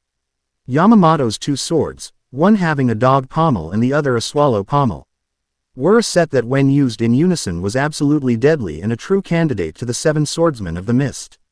Oh, don't worry, Naruto, just consider this training with weights. If you can get a scratch on me, then that means you pass this level and we can move on to the next, Yamamoto said as he waved off his complaint, making Naruto groan before they both heard a boom of thunder. He dly turned around wanting to check up on Mabui, as she was the only one with an affinity towards lightning. It's okay, Naruto. Mabui is fine, as Tsunade told me to expect some noises as they are a pair. Ntly making progress on teaching Mabui her super strength, the swordsman said, only making Naruto worry more as he knew how difficult, and at times painful, learning that technique of his mother's could be. Although deep down he knew Mabui could handle it. Mabui, while still quite clingy to him, was a skilled and powerful kunoichi. His mom had decided to teach her the basics of medical ninjutsu, but she had also realized her focus was mainly taijutsu, as her uncle had given her a rather powerful set of parting gifts. The main one that she was having the most trouble with was her uncle's lightning release chakra mode that she was determined to master enough to at least be able to use it in battle by the time they reached Konoha. He too had things he wanted to get some mastery over by the time they reached Konoha. Thankfully they were welcoming towards Mabui, enough not to refuse her passage into the village, after the Hokage explained things and returned the body of the Hyuga member that though going against the Raikage's wishes had demanded. All in all he was a bit excited and a bit nervous to head there once he became 16. Excited because of the new people he'd meet and help with the TRA. Ining his mom gave him, and nervous about how they all will react to who his mom is and his powers. In the few years since curing Mabui's tumors he had increased his control over his fruit even more, to the point he could create a room with minimal difficulty, and he could make it large enough to almost cover the entire town they lived in. Though they had done the test at night to hide the blue tint his room brought forth. His hockey training with Jiraiya had allowed him to get to the point he could use his Kanbunshoku Haki much easier to use, and he had even unlocked his Busoshoku Haki and some minor Busoshoku Koka. A technique that hardened his body even more than normal Busoshoku Haki. although the most he could coat in it so far as was half of his forearms or half of his calves. Right now though, according to his mom, training in Kenjutsu and learning to use it in conjuncture with his fruit was the last step of his training besides elemental ninjutsu, both of which Yamamoto was teaching him. How about instead of getting a hit in on me you show me at least one offensive and defensive stance starting now? Yamamoto quickly said before he charged at him with incredibly speed, leaving Naruto little to no time to react, immediately putting him on the defensive. Naruto gritted his teeth as he tried to use his haki to help predict his teacher's movements, but while he could see them he wasn't nearly fast enough to react in time. Thankfully his haki was also helping defend him against his attacks. Stop being so tentative and block better and attack for once. A familiar voice let out as Naruto grit his teeth and started, with help from the Kyuubi, started to summon water around him from the moisture in the air. Over the years, whenever he got the time, he meditated in an attempt to get closer to the beast he held inside him. The two of them got along well enough to the point the Kyuubi was willing to lend him a hand with his chakra much more willingly.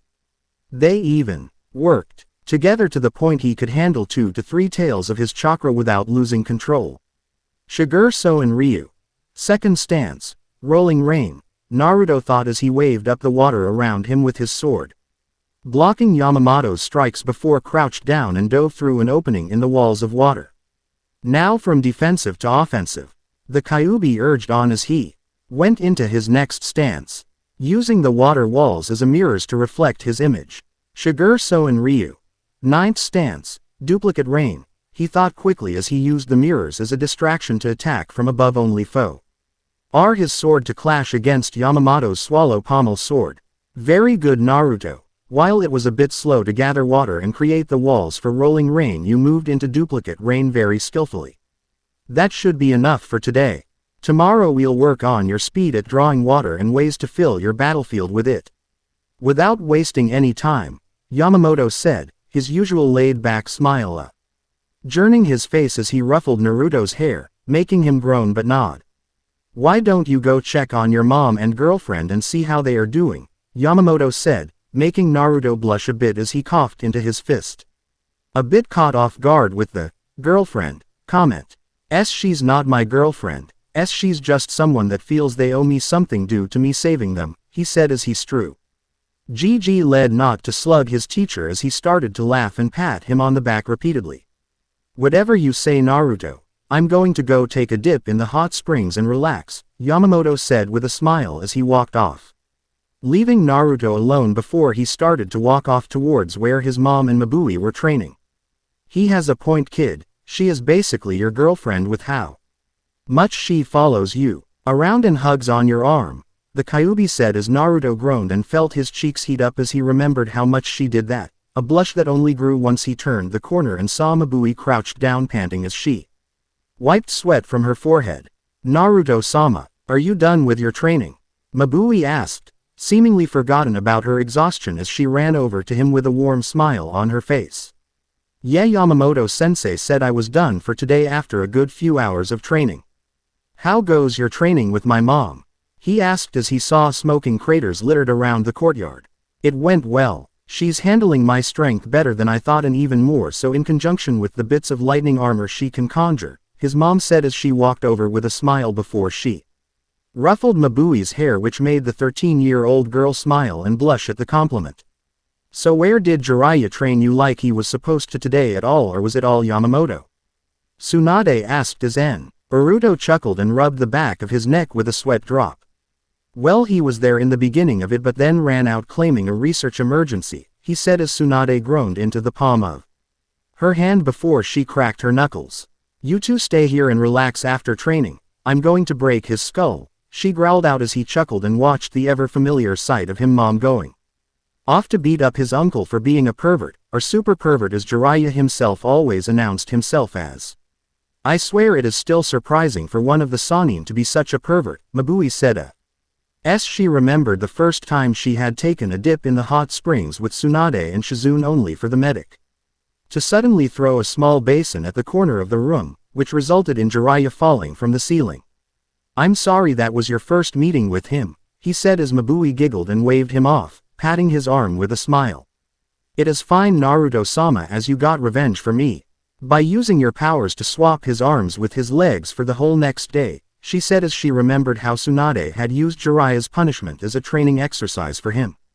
To be frank, I was going to do something like that to begin with after my mom told me what he did as peeping on you is just messed up, he said with a light blush that grew as Mabui hugged his arm tightly with a big smile. Quote, well, I'm just glad I have you looking after me like that, she said as she hugged his arm tighter before letting go with a smile. I promise though that by the time we move to Konoha I will be able to stand by your side and keep you safe as well since, she said before stopping and staring down at the floor before she shook her head. Since what? He asked as she looked up with a smile. It's nothing, Naruto-sama, but if you want to know you'll have to wait until we make it to Konoha and we both pass the test, she said as she stuck out her tongue slightly before hurrying off, leaving him confused. While the Kyuubi just laughed in his head. Relax, kid, don't let it get to you. Just focus on training for the next few years and getting your powers fully under control, the Kyuubi said as Naruto frowned confused but nodded as with only 3 years left, as long as that seemed, he knew it passed by faster than he figured, so he needed to stay on course with his training. 3 years later, finally to Konoha. Tsunade couldn't help but stare at her son from the doorway of his room as he continued packing and feel a mixture of pride and worry. She found it hard to believe that the little GGLING baby she had brought home 16 years ago grew into what stood before her. Her boy was now easily 6 feet tall, his spiky blonde hair still defying gravity with 2 spiky bangs framing his face. And the sapphire eyes that looked over everything in his bag. His choice of outfits was nice, considering it was the outfit Shizune bought for his recent birthday. The outfit consisted of a pair of black sandals, dark blue cargo pants, a long-sleeve black shirt and an orange vest jacket with a black fur-lined hood. On each shoulder of his shirt bore the symbols of the clans of both his mothers, RS on his right and Kushina's on his left. Also around his neck and strapped to his waist were 2 very important items. Hanging from his neck was her grandfather's necklace, as she had finally decided to give to him, as for once it felt right where the necklace couldn't curse him. While her necklace was special, the item strapped to his waist was much more special, as it was his birth mother's sword. The same one she used to gain herself the title of Konoha's Crimson Shinigami. The blade itself was an odachi-length katana that was sheathed in a black sheath decorated with red circles split evenly into thirds. The hilt was wrapped in black silk with a tsuba had flower-like edges, and if he were to draw it he'd reveal its blade was pitch black with red hamon decorating the blade to give it the appearance of a saw or sharp teeth. It was a legendary sword passed through the Uzumaki for generations before it was gifted to Kushina as she left Uzushiogakure as a kid, and its name was Shisui or Sea. Leer Autumn Water, and given Naruto's insane affinity towards water it all seemed to fit into place. This sword and necklace were the last 2 gifts of his given to him on his birthday a few months ago, and they were also used as a window to tell him who his real parents really were. Flashback. As Tsunade told Naruto the events around his birth, she couldn't help but feel a pit of fear rise in her stomach as she grew afraid of how he might react. I'm sorry I never told you this until now, I just felt now would be the best time considering we are leaving for Konoha soon, she said as Naruto looked up from the sword in his hands and smiled before surprising her with a hug. Mom, you will always be my mom in my eyes. You raised me, loved me, cared for me, and trained me my whole life. I am grateful that my birth mom chose you to look after me, as I'm somewhat afraid what would have happened to me if you hadn't.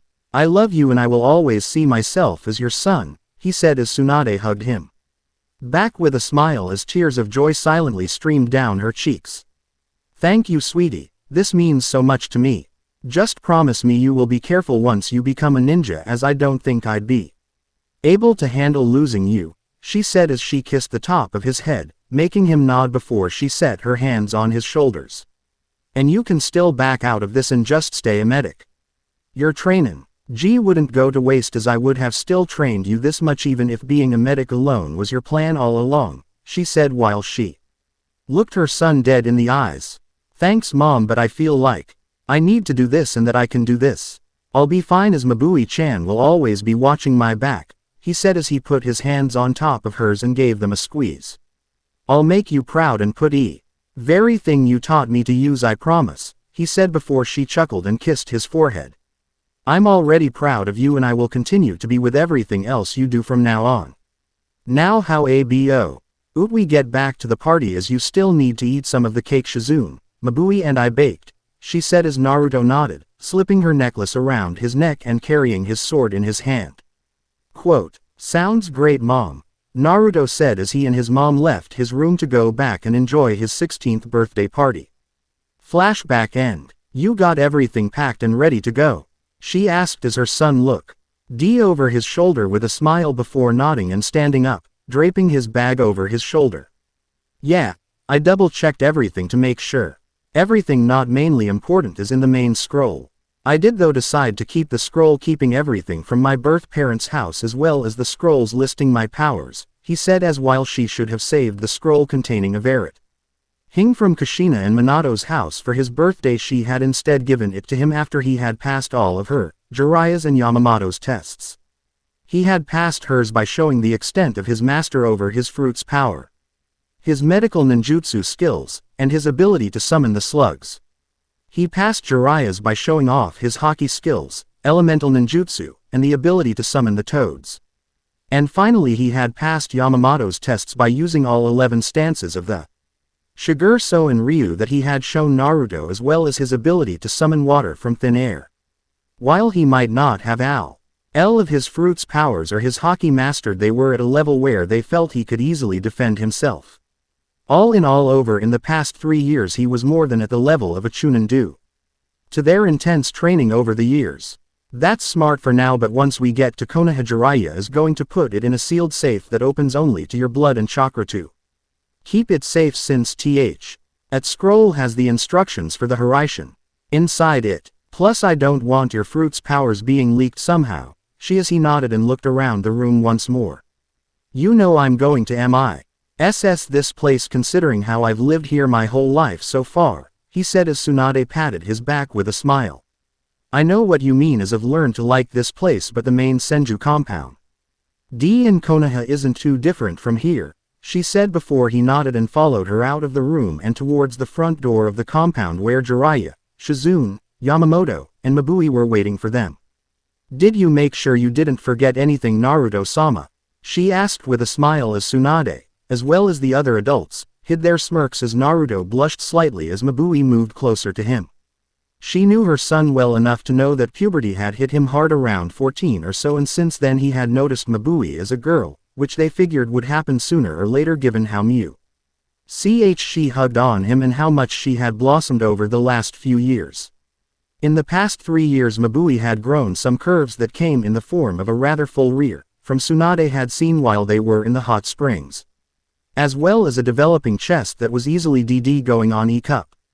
All in all, they all had been trying to get the two kids together since it was clear Mabui had strong feelings for Naruto besides devotion, and Naruto, while a bit dense, had some budding feelings for her. Why yeah, sorry it took so long Mabui-chan, he said as he rubbed the back of his neck with a chuckle as Mabui blushed, like she always did. At the addition of chan to her name ever since he started adding it a year or 2 back. It is fine, Naruto-sama, I'm just excited to finally visit Konoha after all these years with you, she said with a smile as she hugged his arm, making Naruto blush darker before Jiraiya chuckled and clapped his hands. Well, lovebirds, let's get a move on, sensei is waiting for us to arrive this afternoon and we can't delay it as the academy graduation test is tomorrow, Jiraiya said as he ignored the glare from the 3 women around him. Yeah, I'm excited to see Konoha as well since I've never visited it before, Yamamoto said as he smiled, excited to go along as since he wasn't a shinobi or registered as one in Kiri he could go wherever he wanted as long as they were willing to allow him in. Okay, yeah, come on kids, Konoha isn't that far away so we won't be traveling long, but still the sooner we arrive the more time we have to get settled in, Tsunade said as everyone nodded and followed her. Led out of town and towards the direction of Konoha. A few hours later, Naruto, as they walked up to the gates of Konoha, couldn't help but feel a bit overwhelmed. It all and the large city behind the gates as they walked in didn't help. Whoa, This place is huge, he muttered as Yamamoto let a whistle. You can say that again, he said before Tsunade smiled at the figure ahead of them. 16 years and you still look old as ever, sensei, she said as crossed her arms under her chest with a smile as she and Jiraiya stared down their elder sensei. It's great to see you too, Tsunade. As well as you, Jiraiya, Hiruzen said as he smiled, happy to have his two students back as well as have Naruto finally home, knowing from just one look the boy was something special.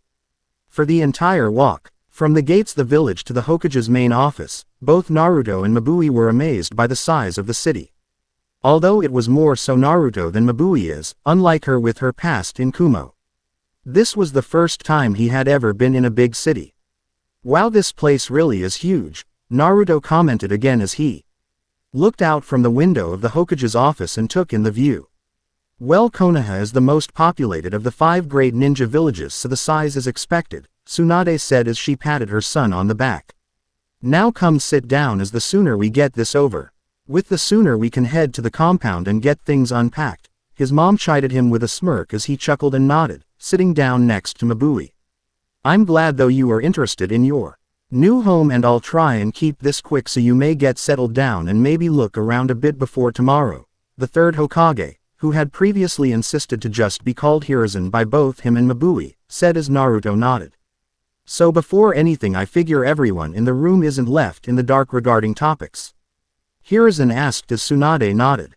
I told everyone here everything from Naruto's powers to his situation as Jinchuriki, and both Mabui and Yamamoto have sworn not to tell, either out of not wanting to endanger Naruto or because it isn't their place to tell, she said as Mabui was incredibly serious about not doing anything to endanger Naruto, and Yamamoto decided it wasn't his place to tell anyone something that wasn't regarding to him personally.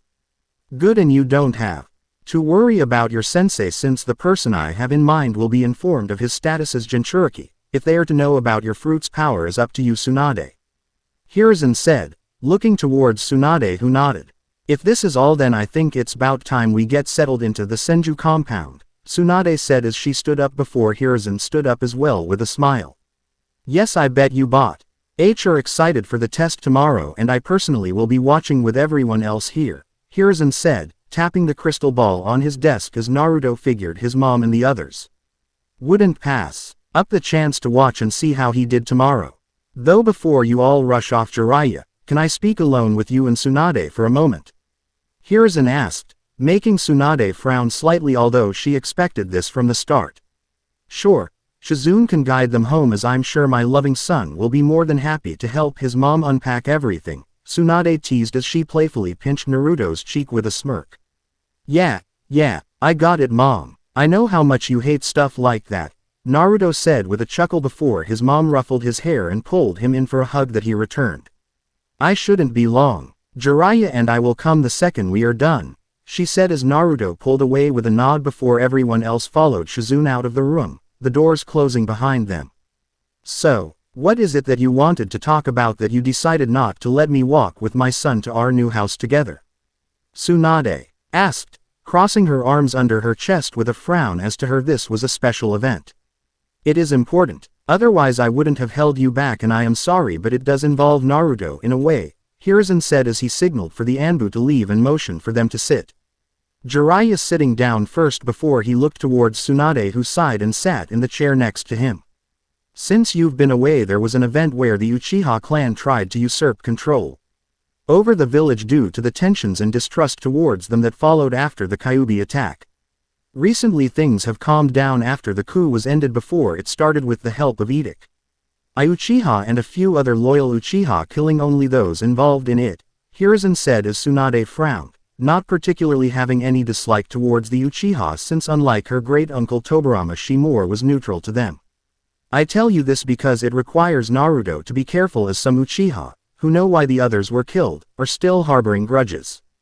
Another reason is because I have decided to give him a loyal and skilled Uchiha as his sensei when he and Mabui pass their test, to ensure their safety from other Uchiha's interests, Hiruzen said, thankful that his student seemed to accept it as she nodded. So is this Itachi his teacher, or do you have someone else capable in mind? Tsunade asked, as if her sensei said it was someone loyal and skilled, it was someone to be trusted.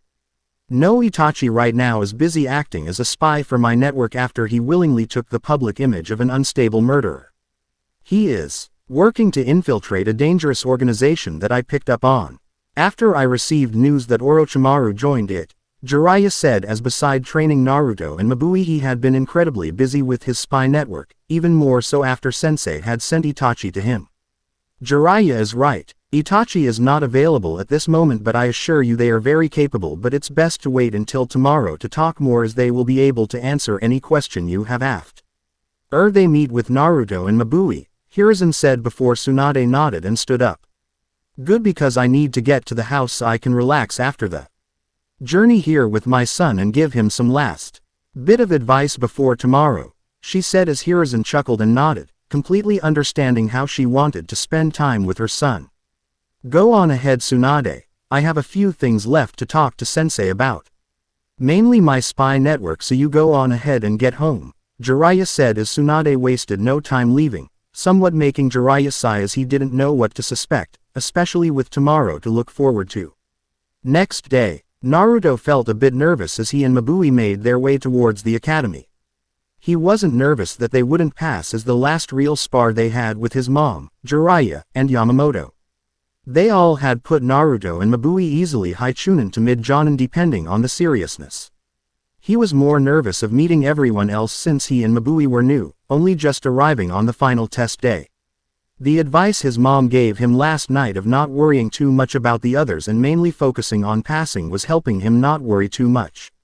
Naruto-sama, are you okay? Mabui asked as she snapped him out of his thoughts, making him look over to her as she smiled back at him. Even she had donned a change of outfit for today, switching to an olive-colored sleeveless vest with mesh armor underneath that was visible a bit due to the low-ish neckline of the vest, and an olive short-sleeve jacket over it that bore the Senju symbol on one shoulder and Kumo's symbol on the other. Other than that, she wore dark gray knee-length skirt that allowed her to still move around but also look dignified.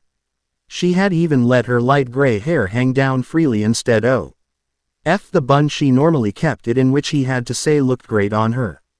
Yeah, I'm good, Mabui-chan. Just a bit nervous, but it'll pass, he said as she nodded before they both entered the academy and were greeted by a man who was seemingly waiting for him. Ah, you two must be Naruto and Mabui, right? The man asked as the two of them nodded. Great. My name is Iruka Yumino. I was made aware of our situation by Lord Hokage and I am excited to see your skill, Iruka said as Naruto nodded with a chuckle. I'm excited to pass and get to start helping out, Naruto said with a smile as Mabui nodded, making Iruka chuckle and motion for them to follow. The tests are going to begin in 5 or so minutes, but I need to arrive there early to keep things calm, so you two came at the best time for me to introduce you all to the others, Iruka said as they continued to follow him until he stopped in front of one classroom that was rather loud until he burst open the door.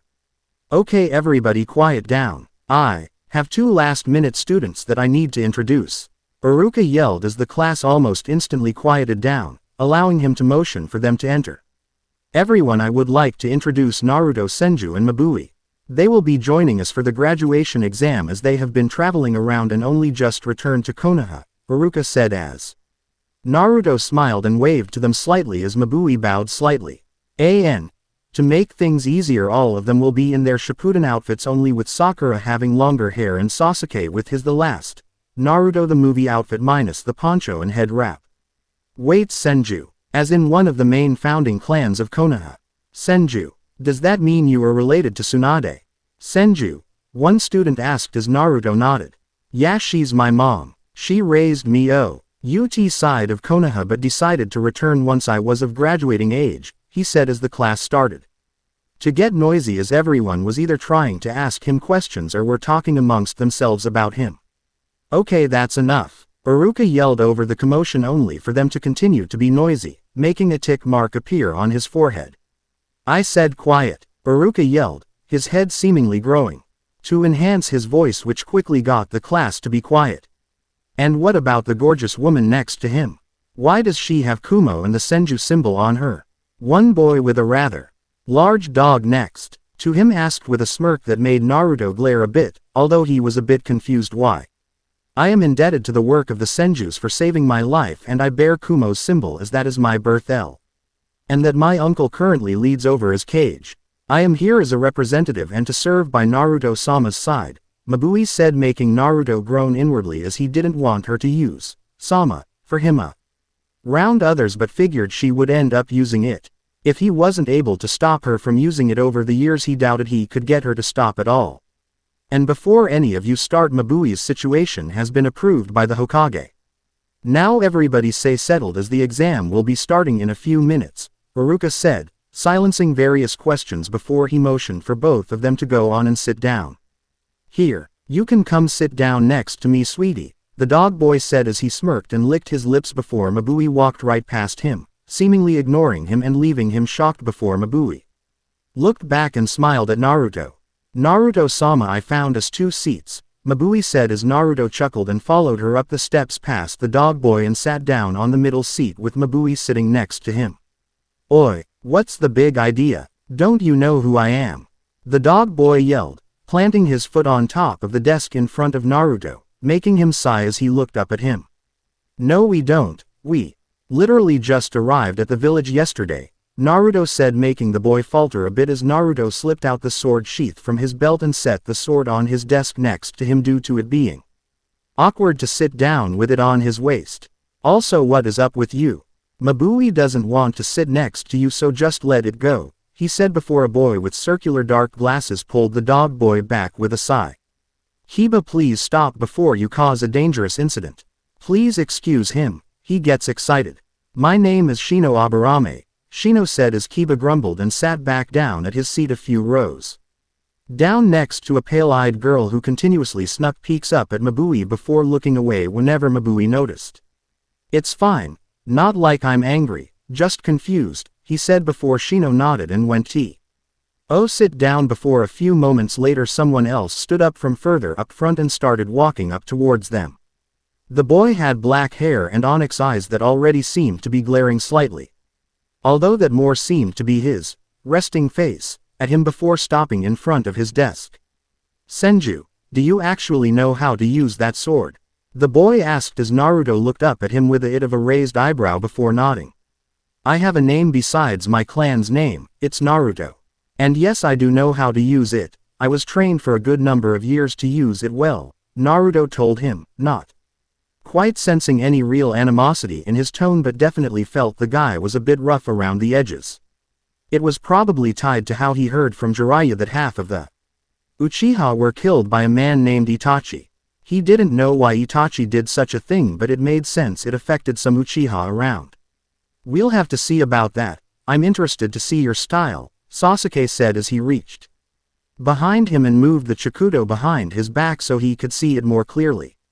I guess we can spar a bit, always up for a challenge, Naruto told him, getting Sasuke to look him over before turning away without another word, confusing Naruto before he heard a sigh above him as someone walked down the steps of the classroom.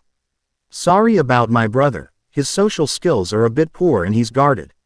He isn't as bad as he seems, I think, a girl said as Naruto turned to look at her. The girl was rather slender and petite. Her hair, onyx black hair, was shoulder length with a part of it tucked behind her right ear with a long narrow ponytail hanging behind her, while her eyes, also onyx black, were behind a pair of red glasses. Her outfit was a two-tone blue kipao styled top that went past her hip with a slit up to her hip and a regular triangle cut out on the chest to separate the blue tone of the top part from the light blue of the lower part, along with 2 darker blue arm bands on her arms. Under that was a pair of black shorts with a tool pouch on her left leg and a pair of almost knee-high black sandals. He was also quick to notice a Tonto behind her. My name is Sarada Uchiha, nice to meet you Naruto, she introduced, holding her hand out to him with a smile before he shook it with a smile of his own. Nice to meet you too, but don't worry, I won't let it get to me, Naruto assured her, getting a nod from her before she walked off to her seat behind him. Okay, everybody sit back down.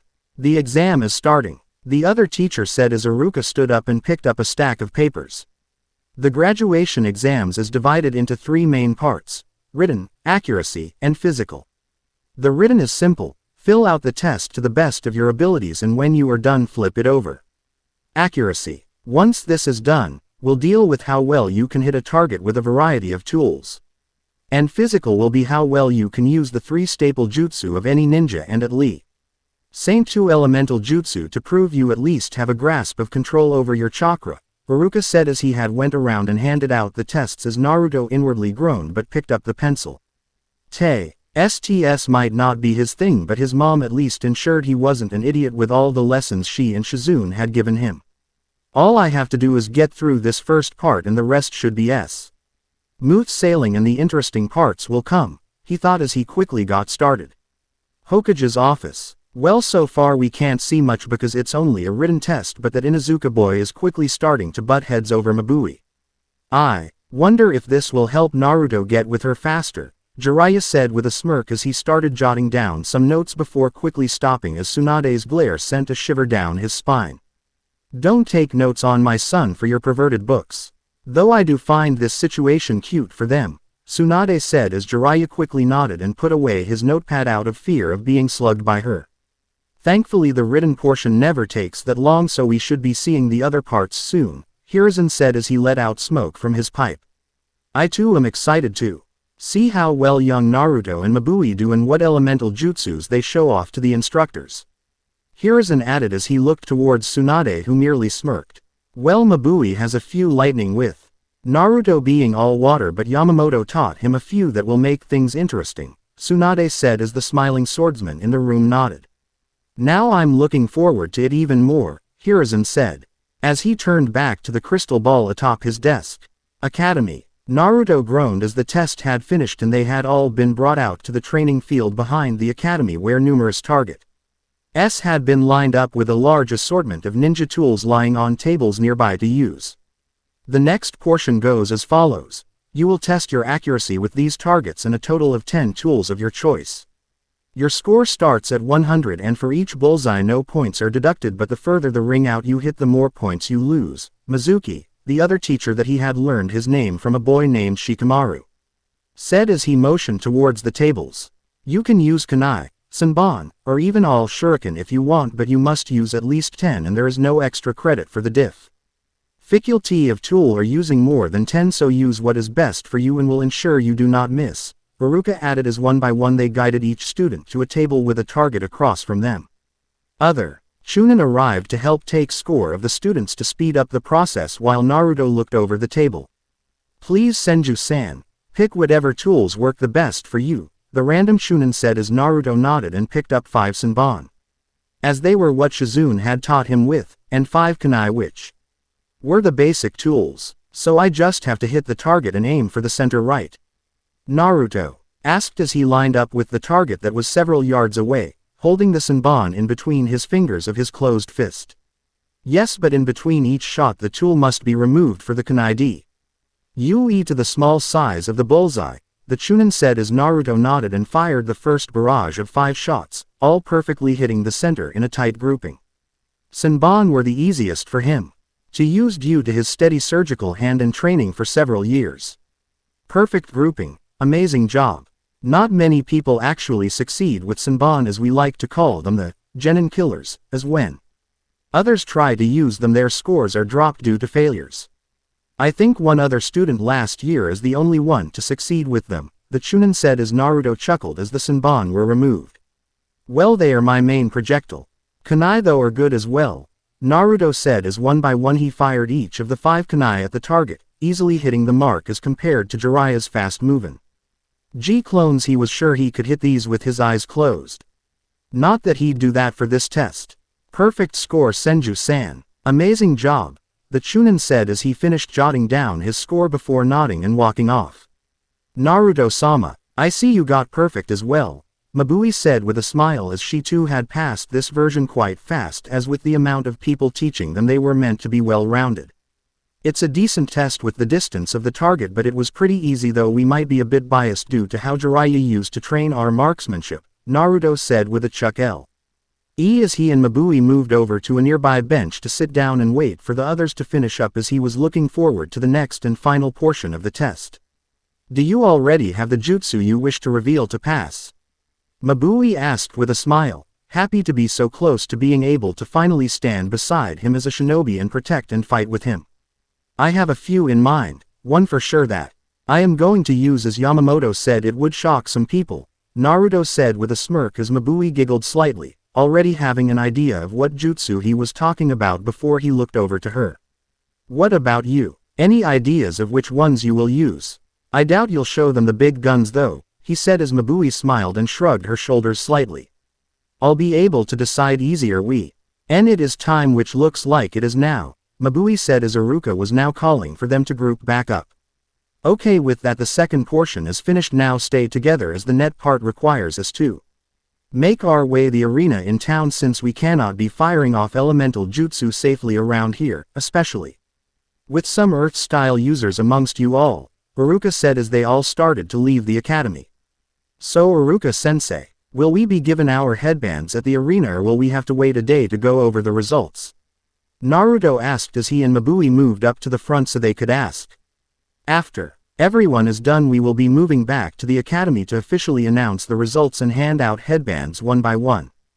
Team placement though is tomorrow, as the Hokage has to go over the students that passed with the available jonin to see who would benefit from which jonin, Iruka said as Naruto nodded, and they continued to follow Iruka until they arrived at the large arena. This arena is mainly used for the Chunin exams whenever they are set to be hosted in Konoha. One by one you all will be called out to show off the 3 staple jutsu and at least 2 elemental jutsu to show you can handle using jutsu. You may show more to make up for points lost in the test and accuracy portion, but we only accept 1 extra. You gain points for the show of control over, Iruka said as Mizuki let out a whistle. Everybody make your way to the waiting room on the 2nd floor. When the Chunin waiting there calls out your name, you may make your way down. We'll be starting with Shino Aburame and be moving alphabetically from there, with Mabui being grouped with the Senju name, Mizuki said as they had been a bit confused by Mabui's lack of clan name, not knowing it was a Kumo tradition for the family of Kage to abandon any clan name to prove devotion to serving as Kage along with the name of Mabui, though, at the thought of having Senju as her clan name, blushed at what it brought in her mind before Naruto snapped her out of her thoughts to allow her to follow the rest to the waiting room. One by one students came and went for their tests, Naruto mainly relaxing beside Mabui as they patiently waited for their turn. So, Senju, what affinity do you and the Kumo girl have? Sasuke asked from his seat at the far wall behind them. You'll have to wait and see for when we use them around others. Part of being a ninja is keeping skills hidden to get the upper hand on opponents, Naruto said as with all of his abilities, from his fruit and haki to his status as a Jinchuriki, he had been raised to never reveal anything until there was a time he had to. Sasuke, despite the fact that he walked away, didn't really seem annoyed. If anything, he seemed like he liked the answer, a look over to Sarada, who merely shrugged, which was a sign that it wasn't anything bad. Next up is Mabui. Senju, please make your way to the arena for your test, the Chunin said as Mabui smiled and stood up. Wish me luck, Naruto-sama, she said as he smiled up at her. I know you'll do great, so knock them dead, he said before she nodded and walked off to start her test. Hokage's office. Tsunade grew more excited as Mabui had passed with flying colors, meaning her son was next, and so far he had been doing perfectly and she doubted he'd do anything but perfect on this next part as well, though just before he was called down a knock came at the door behind them. Ah, you are just in time, please come in, Hiruzen said as he sensed the chakra of the person behind the door. Oh good, I feared I might They missed the last portion, a woman said as she entered the room.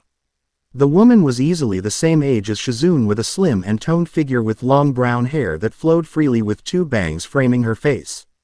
Her headband slightly behind covered by the hair that covered her forehead. She had onyx eyes with a mole under her right eye. Her outfit consisted of a high-collar long-sleeved purple shirt with a flak jacket over it and a pair of dark blue form-fitting pants that had a tool pouch strapped onto her right leg and a pair of blue sandals to finish it off. Tsunade, Jiraiya, Shizune, and Yamamoto. I would like you to meet Izumi Uchiha, the jonin I have picked for Naruto's sensei, Hiruzen said as Izumi bowed to them. It is an honor that I was chosen to be his sensei, and don't worry, I Know of his situation as Jinchuriki as well as how he is adopted, Izumi said with a smile as Tsunade looked her over. She didn't feel anything off about the Uchiha in front of her, so her instincts too. She was fine, but she'd still wait a bit to fully accept her. And how do you know of his adoptions, as not many are privy to that info, Tsunade said as Izumi rubbed the back of her head with a chuckle. Well, Makoto Uchiha was best friends with Kushina and she knew of the situation of you being Kushina, child's godmother, as well as what name Kushina had in mind. But don't worry, Makoto and I have already been told by Lord Hokage not to mention anything, Izumi said as Tsunade nodded, figuring Makoto would want to see Naruto sometime soon with her being Kushina's best friend and all. Okay, enough chatting. Naruto is about to start, Jiraiya said as he pulled up a chair for Izumi next to Tsunade and they all sat back down, excited to see Naruto pass the final portion. Arena. Naruto smiled as he stood in front of Iruka, Mizuki, and another Chunin as they sat behind a table near the edge of the arena. Okay, first you will start with the 3 staples, a clone, Kawarami, and a henge. How many clones you make is up to you, but 1 is the minimum and you may henge into anyone you wish as long as they are well known, Iruka said as Naruto nodded. The clones were simple to make, as he created 3 with a one-handed hand seal. He chose to make simple clones and not shadow clones, as those were for different occasions. That in using simple clones helped his control, since in the beginning they were almost impossible for him to make due to the size of his reserves. Nice work on the clones, they look incredibly solid and well detailed, Mizuki commented as they jotted down his score. Onto the Kawarami please. We have scattered logs and other things around for you to swap with, so it shouldn't be a problem, he added as Naruto nodded before the other Chunin threw a paint bomb at him, allowing him to substitute with a log to show that he was capable of swapping places. Good reflexes and nice smooth Kawarami. Now please return and show us a henge, Iruka said as Naruto swapped head with the log again with a smile and quickly thought over who to change into before deciding and transformed with a puff of smoke. As the smoke died down, he had decided to henge into his mother, as she was the person he knew the best, since she was his mom.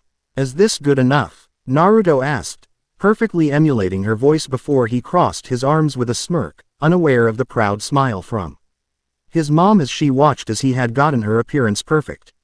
Ah, Lady Tsunade, makes sense, you choose your mom and it is very well done. Even the voice is indistinguishable from when I heard her at the briefing Lord Hokage gave about her and Lord Jiraiya returning to the village earlier today, Iruka said as they finished jotting down the scores for the 3 staple jutsus. Now you may lower the henges. Now it is time for your 2 elemental jutsu, Mizuki said as Naruto dispelled the henge. Before you start, we need to know your affinities so we can be ready to score you correctly on the element you use, Iruka said while Naruto nodded with a smile. I have water as my main and wind as a sub-affinity. I will though be showing you mainly water as it fits my style better, Naruto said as the 3 Chunin nodded and Iruka motioned for him to begin. Naruto smiled as he ran through the 3 simple hand signs for the first one before he took a deep breath and aimed his towards a nearby tree, putting his hand in front of his mouth in the shape of a circle made with his fingers. Water style. Water trumpet. He yelled as he fired out a large jet of water that crashed into and destroyed the tree it was aimed at. Very nice job. Quickly molded the water and the pressure of it was very good. A definite pass. Now please move on to the next, Iruka said as Naruto smiled, proud of how well he did. This next one was something Yamamoto had taught him as a stable to being a swordsman. The seals were simple as he took in a deep breath before steadily letting out a stream of mist that slowly started to fill the entire arena. Hokage's office. Oh my, you taught Naruto hiding in mist. Isn't that something only passed really around to swordsmen of Kiri? Izumi asked as Yamamoto nodded, smiling as he saw the consistency of Naruto's mist. Yup, but I figured he was my student and with his affinity towards water he is a natural with it. His mist is even better than mine due to how he can draw forth water, Yamamoto said before Tsunade shushed them. Quiet, I want to see my baby pass, Tsunade said as they both nodded with a chuckle and turned back towards the scene. Arena. Whoa, this is definitely surprising. You never see this technique really outside of Kiri, Haruka said as he couldn't see even 2 inches in front of him and his echolocation jutsu was messing up due to all the chakra in the mist. Yeah, the teacher I had teaching me how to wield my sword taught it to me. He said I could find use of it with my sword style, Naruto said, his voice bouncing around through the mist, disorienting the 3 chunin as they couldn't tell where he was. Please dispel the mist as we can't write your score with it up, Mizuki said as Naruto chuckled, slightly making them tense at the tone the mist made it sound. Got it. Wind style. Great breakthrough, Naruto said before a powerful gust of wind blew the mist out of the arena, dispelling it as since it was made by his Akra his wind would be able to blow it away without it coming back. The mist was very impressive and a definite pass. Plus the added wind jutsu was of passing quality as well and shows you can use. Teained alongside water, Haruka said as they finished up jotting down the scores. It is safe to say you have passed this last portion of the test. Your final results will be revealed when everyone is finished. And we head back to the academy, Haruka added as Naruto smiled and left the arena, excited to get his headband after all of this. Naruto-sama, how do you think you did? Mabui asked as she had seemingly been standing and waiting for him to return. I feel I did really good, but we'll have to wait and see when the scores are announced, Naruto said as all they had to do was wait now. Thankfully, there weren't too many others after him as they were able to return to the academy by the time the sun had just barely went past halfway through the sky. The classroom, after the teachers had left, was buzzing with noise and talking as others talked amongst themselves, wondering what ranking they got, if they had been good enough to pass, or making guesses of what teams they all would be on. So, how do you think you did? Choji, if he remembered the boy's name correctly, asked as he snacked on some chips that he seemingly had in his bag. I feel I did really good, but we'll see, Naruto said as. After they returned to the classroom, Shikamaru, a lazy Nara, Choji, Shino, a girl named Ino, and Sarada from earlier had all chosen to sit around him and Mabui. Shikamaru had originally sat down near him as he claimed it was quiet around him, and Shino, Choji, and Ino had all followed suit. Shino was a quiet boy but nice when he did talk. Choji mainly snacked and talked about how he was going to celebrate and at which restaurant. Ino, a childhood friend of Choji and Shikamaru, was a nice girl who, alongside Sarada, was the first girl to talk to Mabui and be friendly with her. Sarada seemed pretty friendly and nice. A stark contrast to her quiet brother who seemed to have a bit of a fan club surrounding him due to his cool and quiet charm, added on with the fact that he was the son of the head of the clan. Okay everyone, one by one Mizuki will read out your names and whether or not you passed. If you passed then come down and get a headband, if you failed then you can always try Aga. In next years there is nothing wrong with that, Haruka said as Mizuki cleared his throat and one by one it was revealed if they passed or failed. Shino was the first of the group around Naruto to be called down with a pass, with Choji following suit. Shikamaru was next to pass before the names came around to S. Mabui Senju. Pass, Mizuki said as Mabui smiled brightly and in her excitement hugged Naruto, who hugged her back before her face lit up dark and she quickly rushed off to get her headband. Ah, you two make such a cute couple, Ino teased as Naruto coughed into his fist. We aren't dating or anything, he said as Haruka talked with Mabui, congratulating her on passing.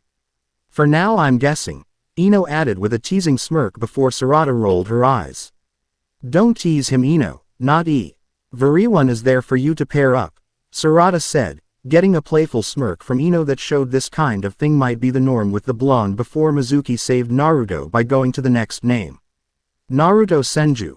Pass, Mizuki said as Naruto smiled and walked down the steps past Mabui who was holding a Konoha and Kumo headband. He quickly figured a probably sent it ahead of time for her to show he was still with her. Naruto Senju. I didn't doubt for one second that you would pass given how your mother undoubtedly trained you, but from now on you forge your own name. You may be a Senju but now you are a Konoha ninja and will represent the village. I wish you luck and that you grow even more from this day on, Haruka said with a smile as he handed him a blue-clothed Konoha headband before they bowed towards each other. As Naruto sat back down he held the headband in his hands with a smile, excited he had finally taken the first step on his path of being a ninja. Both he and Mabui were A bit silent as they waited through more names, Sarada eventually being called before Ino was one of the last names to be called due to her name being Yamanaka. He even was in a daze slightly through. Uruka's farewell speech, as all he knew was that tomorrow he was to be assigned onto a team with a sensei where it would all really start. And he couldn't be more excited. As the next day rolled around, Naruto was still excited to learn who his sensei would be. He already knew his team was just going to be him and Mabui from what his mom told him, but his sensei was still a secret that his mom told H. I am to be patient and wait until tomorrow to see. But as he sat in the classroom, waiting for the teachers to arrive, his excitement only grew more and more as each minute passed. He was finally going to become a full-fledged ninja with a sensei and everything. He'd be able to go on missions and make a difference with things and use his abilities to help. So who do you think is going to be on your team? Ino asked, snapping him out of his trance before he looked down to the new friends of his. Well, I know I am going to be on the same team as Naruto-sama, but I don't believe we will be getting a third team member, Mabui said, blushing a bit as Ino sent her a teasing smirk and nudged her with her elbow. Really? Though a two-man team makes sense considering you two have been trained together for a good while, Shikamaru said before letting out a tired sigh. I just hope my teammates aren't too troublesome, though knowing the Ino-Shika-Cho trio I'm going to have quite the bother, he grumbled. Ed out before Ino grew a tick mark on her forehead. What was that, Shikamaru? She growled out, making Shikamaru sigh again. Troublesome, he droned out as Choji and a few others around him chuckled while Ino glared at him half-heartedly. I know we won't get any actual exciting missions off the start, but I still am looking forward to this a lot. Being an official ninja on an actual team with a sensei is the real thing, Naruto said before sighing as Kiba moved up towards them. So babe, you think we are going to be on the same team? I certainly hope so, Kiba said with a cocky grin while Mabui could only roll her eyes. Kiba, stop it. Mabui isn't interesting in your fleabag self and for sure isn't going to be on your team, Ino said as she shoved him away with a slight glare. Oh really? How do you know? Kiba asked as Naruto rose his hand. I talked with the Hokage the first day we got here and he said we would be on the same team since we've lived together for a good couple of years, Naruto said with a slight glare. Annoyed again by the Inuzuka's attitude. Oh really? What makes you get special treatment? Kiba asked as Naruto rose an eyebrow at him. I don't get special treatment. My mom is his former student and wanted to meet him with us, and he then told us, with how since me and Mabui have been living together for a good while, it makes sense to keep us together, Naruto said with a sigh before Shino nodded. He is right, Kiba, as they have been trained together while you have not. Hokage-sama would of course keep them together, Shino said, as to him it was the only outcome that made sense. And if I was on your team I'd ask for a change for sure, Mabui said, smirking as Kiba visibly became deflated before taking a step back. Whatever, maybe when we go on a mission Toget. Her you'll see differently babe. Kiba shrugged it off with a wink before Uruka walked in. Alright everyone, sit down so we can begin, the Chunin said after clearing his throat to get their attention. Thankful that he didn't need to yell today. Today is a big day for all of you, as today you will find out your teams, but before that I must say how proud I am of all of you making it this far, and from here on out you are no longer my students but my comrades of the Hidden Leaf Village, Uruka said, smiling as his class clapped at him with smiles. Okay, enough sappiness, let us get started, Uruka sighed. Before clearing his throat and quickly reading through the list of names and listing their team number and sensei. None of the names though were any Naruto recognized until they got to Team 7. Team 7 was Sasuke, Sakura, and a boy named Sai with their sensei as Kakashi Hatake. Team 8 ended up being Shino, Hinata, which was the name of the girl who kept nervously staring at Mabui, and Ba with a woman named Kurenai Yuhi as their sensei. Team 9 was still active and Team 10 ended up being Shikamaru, Ino, and Choji with a man named Asuma Sarutobi as their sensei. And finally Naruto Senju and Mabui Senju. You two will be a team of your own, Team 11, with Izumi Uchiha as your sensei. Normally we don't allow two-member teams, but you are new additions to the class, which is normal. Why ensured so there are no leftovers, Uruka said before he closed his folder and walked over to the door to open it. You all can come in now, he said as one by one the sensei walked into the room. Fr. Oh, now on, these are your sensei and they will continue to train you and ensure you grow stronger under their teachings. Work well to get along and work well as a team from this point on, he said before signaling for the Jonin to go on. Naruto looked around for his sensei before he saw a brown-haired woman walk up to him. Nice to finally meet you, Naruto. I am Izumi Uchiha and from now on I will be your sensei, she said as Naruto stood up with a smile. It is very nice to meet you, he said as he shook her hand before Mabui did the same. Well, we still need to introduce ourselves more, so meet at the front gate of the Uchiha district.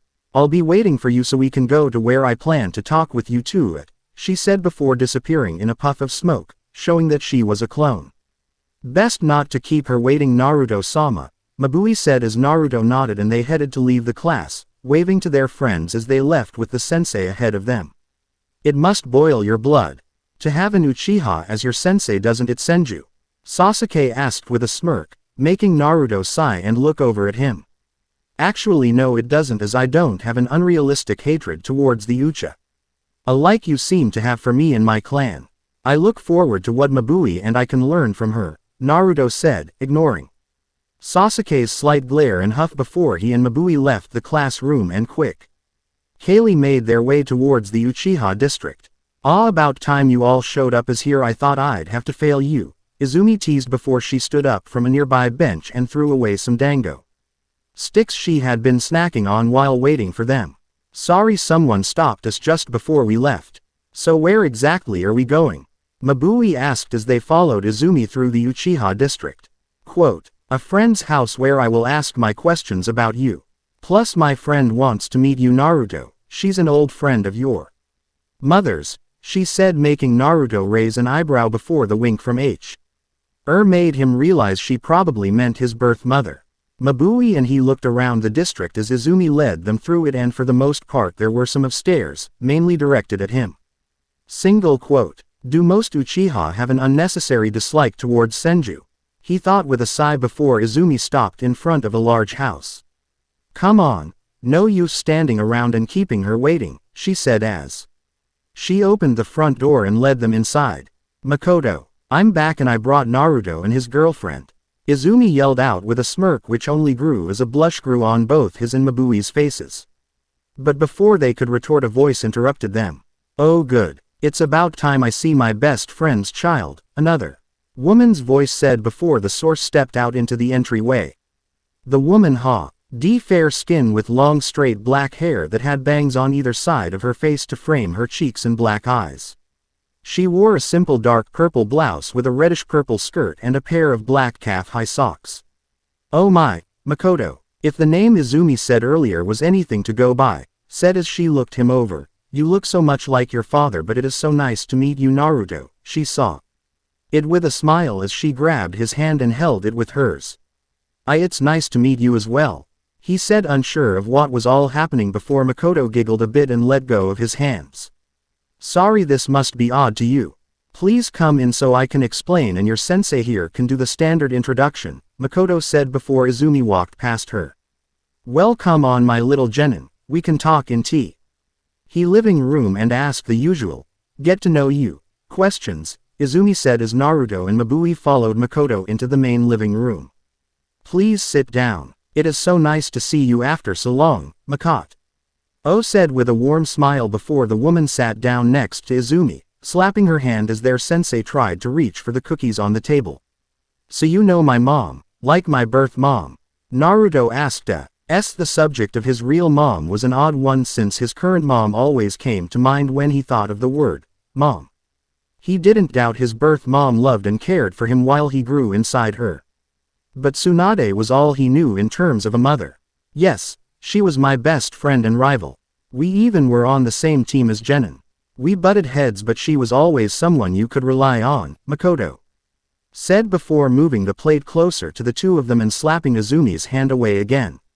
I'll fine, Makoto, I get it, no cookies, Izumi grumbled before she cleared her throat.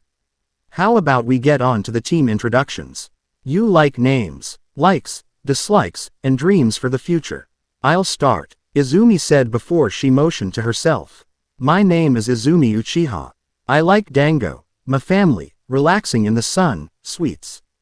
And a certain someone that had to leave on a long-term mission. I dislike people who bear grudges, act cocky, disregard their teammates, and traitors. As for my dreams for the future, I dream of having a family with the man I love and retiring peacefully when he returns, she said with a warm smile before motioning to Mabui. Ladies first, you next, she added before Mabui smiled and nodded. I'm Mabui. I like standing beside Naruto-sama, training, getting stronger, and repaying my debt. I dislike people who insult Naruto-sama, rude people in general, perverts, and dislike me just because I am from Kumo. My dream is to become a strong kunoichi able to bring pride to Kumo and, she said before trailing off and her eyes flickering towards Naruto for a second before blushing, making both Izumi and Makoto giggle. Okay, we get it. How about you, Naruto? Izumi said as teasing and getting the two of them closer was going to be really fun. Well, I am Naruto Senju. I like training, spending time with my friends and family, and working to become a better medic and swordsman. I dislike rude people, perverts, traitors, and people who leer at my mom. As for dreams, I want to be a great medic and a great swordsman. Make a name for myself, and maybe even have a family of my own, he said with a smile, not noticing the darker blush and smile on Mabui's face as she looked down at the ground. Very nice goals, the both of you. Now normally I'd give you a final test, but honestly I don't feel you need it, she said as she stood up and smiled at the two of them. The final Saint is mainly to see if you can work alongside those picked to be on your team, but you've trained along Mabui for several years, so I doubt I have to worry, Izumi said as she had already gotten the okay to skip over the test by the Hokage if she felt like it. Plus I think you can listen to me well enough, she added as Naruto and Mabui nodded. We look forward to working with you, sensei, Mabui said with a bow before Naruto did the same. Good, because we start missions tomorrow, so go share the news with Tsunade and enjoy the rest of the day as tomorrow we'll be going on a lot of missions, she said as the two of them nodded. I'm sorry that we have to leave. I'd like to talk to you more about my birth parents and stuff, Naruto said as Makoto nodded with a smile. That would be wonderful. Feel free to drop by whenever you want. My doors are always open to you and Mabui, Makoto said before picking up the plate of cookies. Please take some for the road, she insisted with a smile as Naruto and Mabui took a cookie before leaving to head back to their home. I swear he's as energetic and bright as Kushina, Makoto said with a nostalgic smile from remembering her best friend. And I can tell, he'll be surprising just like how she was from your stories of Kushina, Izumi said as she quickly snatched a cookie off the table while Makoto rolled her eyes but smiled, hoping her words to be true. Our missions tomorrow most likely will be D rank, but even then I find myself looking forward to them a bit, Naruto said as he held his hands behind his head with a smile. Same here as Lady Tsunade. Did say we all have to start at the beginning before getting to the more serious missions, Mabui said before they saw Shizune walking down the street, who in turn noticed them. Oh hi, you two, already done with your first meeting with your sensei? Shizune asked, excited to see how it went for them both. Izumi-sensei was very nice and friendly. We met at a woman named Makoto's house and got to know each other, Mabui said with a smile as Shizune nodded, already having known that Izumi planned to introduce Naruto to Kushina's old friend. Makoto is a very sweet woman and I'm glad you get along with your sensei so far. Your mother is probably excitedly waiting for you to return, Shizune said to Naruto before she looked at the time with a frown. What's wrong, Shizune? Naruto asked as Shizune sighed. I have to rush to the store for something and need some help. Mabui, can I maybe get your help? Shizune asked, trying to send Mabui a signal, which the girl thankfully got as her eyes widened and she nodded. Of course, I don't mind helping you at all, Mabui said before looking over to Naruto. I am sorry, Naruto-sama, but are you okay with going home without me? She asked as he nodded. Sure, but I can come along if you need the extra help, he offered before both of them waved him off. We should be able to handle it. Thank you though for offering. For now you should head back home. And share the good news with your mom, Shizune said while he just shrugged his shoulders and watched as the two of them walked off, leaving him alone to head home. Though, as he headed home he was distracted as, while passing by nearby training grounds, he heard the sounds of something hitting into wood rapidly. Curiosity got the better of him as he could hear the whoosh of things flying through the air before hitting what he figured to be a wooden target, and grew interested in how someone could be throwing weapons so fast. As he peeked into the training grounds from the leverage point of IGH up branch on a tree, he was surprised by the amount of wooden targets, all covered with metal weapons embedded into them. And even more surprised by the variety of weapons in the targets, as well as the fact they were still being thrown by someone. The person was a girl with soft brown hair done up in 2 buns with a pair of brown eyes that he could see were narrowed in concentration. She wore a white long-sleeved high-collared white blouse with maroon edges and a pair of maroon puffy hakama-styled pants and a pair of black fingerless gloves and black sandals to finish it off. Her body, not that Naruto was looking, was lean. Her chest not too big but not small, being around a mid-B cup, with a rather toned and bubbly rear. Though, before he could watch more, he quickly had to leap back to avoid a shuriken thrown from his right, and a figure appeared behind him. "What are you doing here, spying on my teammate?" a male voice asked as Naruto turned around to face a rather annoyed-looking Hyuga who had his Byakugan activated. "Wasn't exactly spying, just curious what the noise was since I could hear it from the nearby street," Naruto said as the Hyuga didn't look convinced. "Team Nin, has this training field booked, so best to go on your way before you get in trouble," the man said before they heard someone sigh. "Neji, no need to be so serious like that. He was just interested and came to check," the girl said as she stepped out from the bushes, having heard her teammate rush off. Her sentence stopped midway as her eyes widened as she looked at Naruto. "Why, you're Naruto Senju, son of Tsunade Senju, right?" the girl asked as Naruto nodded and stood up, dusting off his pants. "Yeah, sorry about peeking in on you. I just heard so many weapons hitting targets and was curious to it," Naruto said before the girl grabbed his hands and looked up at him with stars in her eyes. "Oh my god, I can't believe it's really you. When I heard you and your mother came into the village days ago, I wanted to find you, but my sensei forbid me from doing it. I have to say your mother is my role model and an amazing person," the girl said excitedly, making Naruto chuckle as he had expected something like this, though was surprised by how less weird he figured it would be. "Yeah, my mom is pretty great. It is nice to meet you," he said before trailing off as he hadn't gotten her name yet.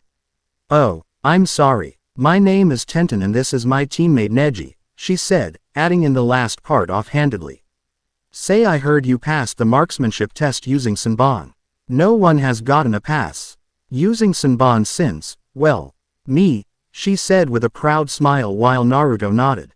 "My mom and older sister of sorts taught me how to use them since being trained as a medic, learning how to disable opponents with the pinpoint hitting of nerves is a handy skill," he said as Tenten nodded understandingly. "Say, if you have some time, do you want to show me some of your skills with Senbon? I'm training to be a weapon expert and am always interested in seeing more ways of using them," Tenten said as she mainly used Senbon to make her opponents waste time blocking them so she can get the stronger weapons of hers ready to throw.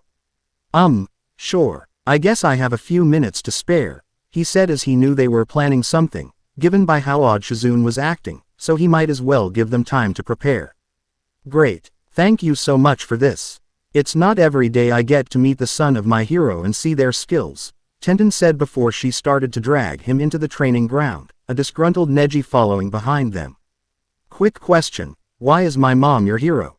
I mean, I know she's a Sannin and everything, but I'm just curious," Naruto asked as they entered the clearing where he saw Tula RGE storage scrolls unrolled on the ground where Tenten had been standing previously before Neji had found him. "You mom is just amazing. She is the epitome of what kunoichi should be, strong, smart, beautiful, and independent while also being able to work with a team. I've looked up to her since I was a kid, even tried my hand at medical ninjutsu and getting stronger like her, but being a medic just wasn't for me," Tenten said, ending with a frown before she shook it off. "It was then that I discovered seals and fuinjutsu and decided to work from there, where I then found out my knack for weapons and decided to become a weapon master," she said before Naruto smiled and nodded. "Being a medic isn't for everyone, but I'm glad you found something you can work towards, as by the amount of bullshit around us. I can see you are doing well with your goal, Naruto said, as with literally every target around them the bullseyes were the only part that the weapons were in. Thanks, that means a lot, Tenten said, quickly turning around to hide the blush she got from the son of her hero complimenting her. Say, Senju, is it true you have a girl from Kumo on your team? Neji asked as Naruto nodded. You can call me Naruto, and yes, Mabui is originally from Kumo but began living with me and my mom after I helped her. She is from Kumo but has permission to be here and be a ninja for Konoha as well, Naruto said, having a reply ready as he figured many Hyuga wouldn't be too happy about Mabui, though he understood why. After all, the elders of Kumo who still had the last Raikage's mindset and greed had brought a lot of pain to the Hyuga clan, but he had hoped that the return of the body as well as a formal apology from Kumo would help heal things. Whatever, just tell her to stay away from Lady Hai. Nada, Neji growled out before walking away to a nearby tree, still watching but deciding to give them a bit of space. So, Naruto said as he pulled out some Senbon, want me to show you some places Senbon can be used to knock someone out? Instantly, he asked as Tenten nodded excitedly, and he spent the next few minutes showing Tenten some tricks he learned to do with Senbon. All in all, he found showing his skills to Tenten interesting and the girl very friendly, especially since with him just getting settled in Konoha, he didn't know all that many people his age, so getting to know the weapon user was fun. I'm sorry, but I really must go, my mom is expecting me home. Well, she was expecting me immediately after I got done with meeting my sensei for the first time, Naruto said as Tenten frowned but understood. Well, don't want to keep your mom waiting. But, maybe if it's okay, can we hang out more some other time? Tenten asked with a smile. It's just nice to see someone with a thing for weapons as well. Plus I'd like to see more of what you can do as well as that sword you are carrying around, she added as he chuckled and nodded. Of course, Tenten. I'll see you around, he said before he quickly headed off, leaving a smiling Tenten behind. Seriously, Tenten, why are you getting friendly with him considering his teammate? Neji said, making Tenten sigh. Neji, I know your feelings, Tawa. RDS Kumo, but she isn't Kumo and Naruto isn't either. Plus he is the son of my hero and is actually a cool guy. I mean, did you see his skills with Senbon?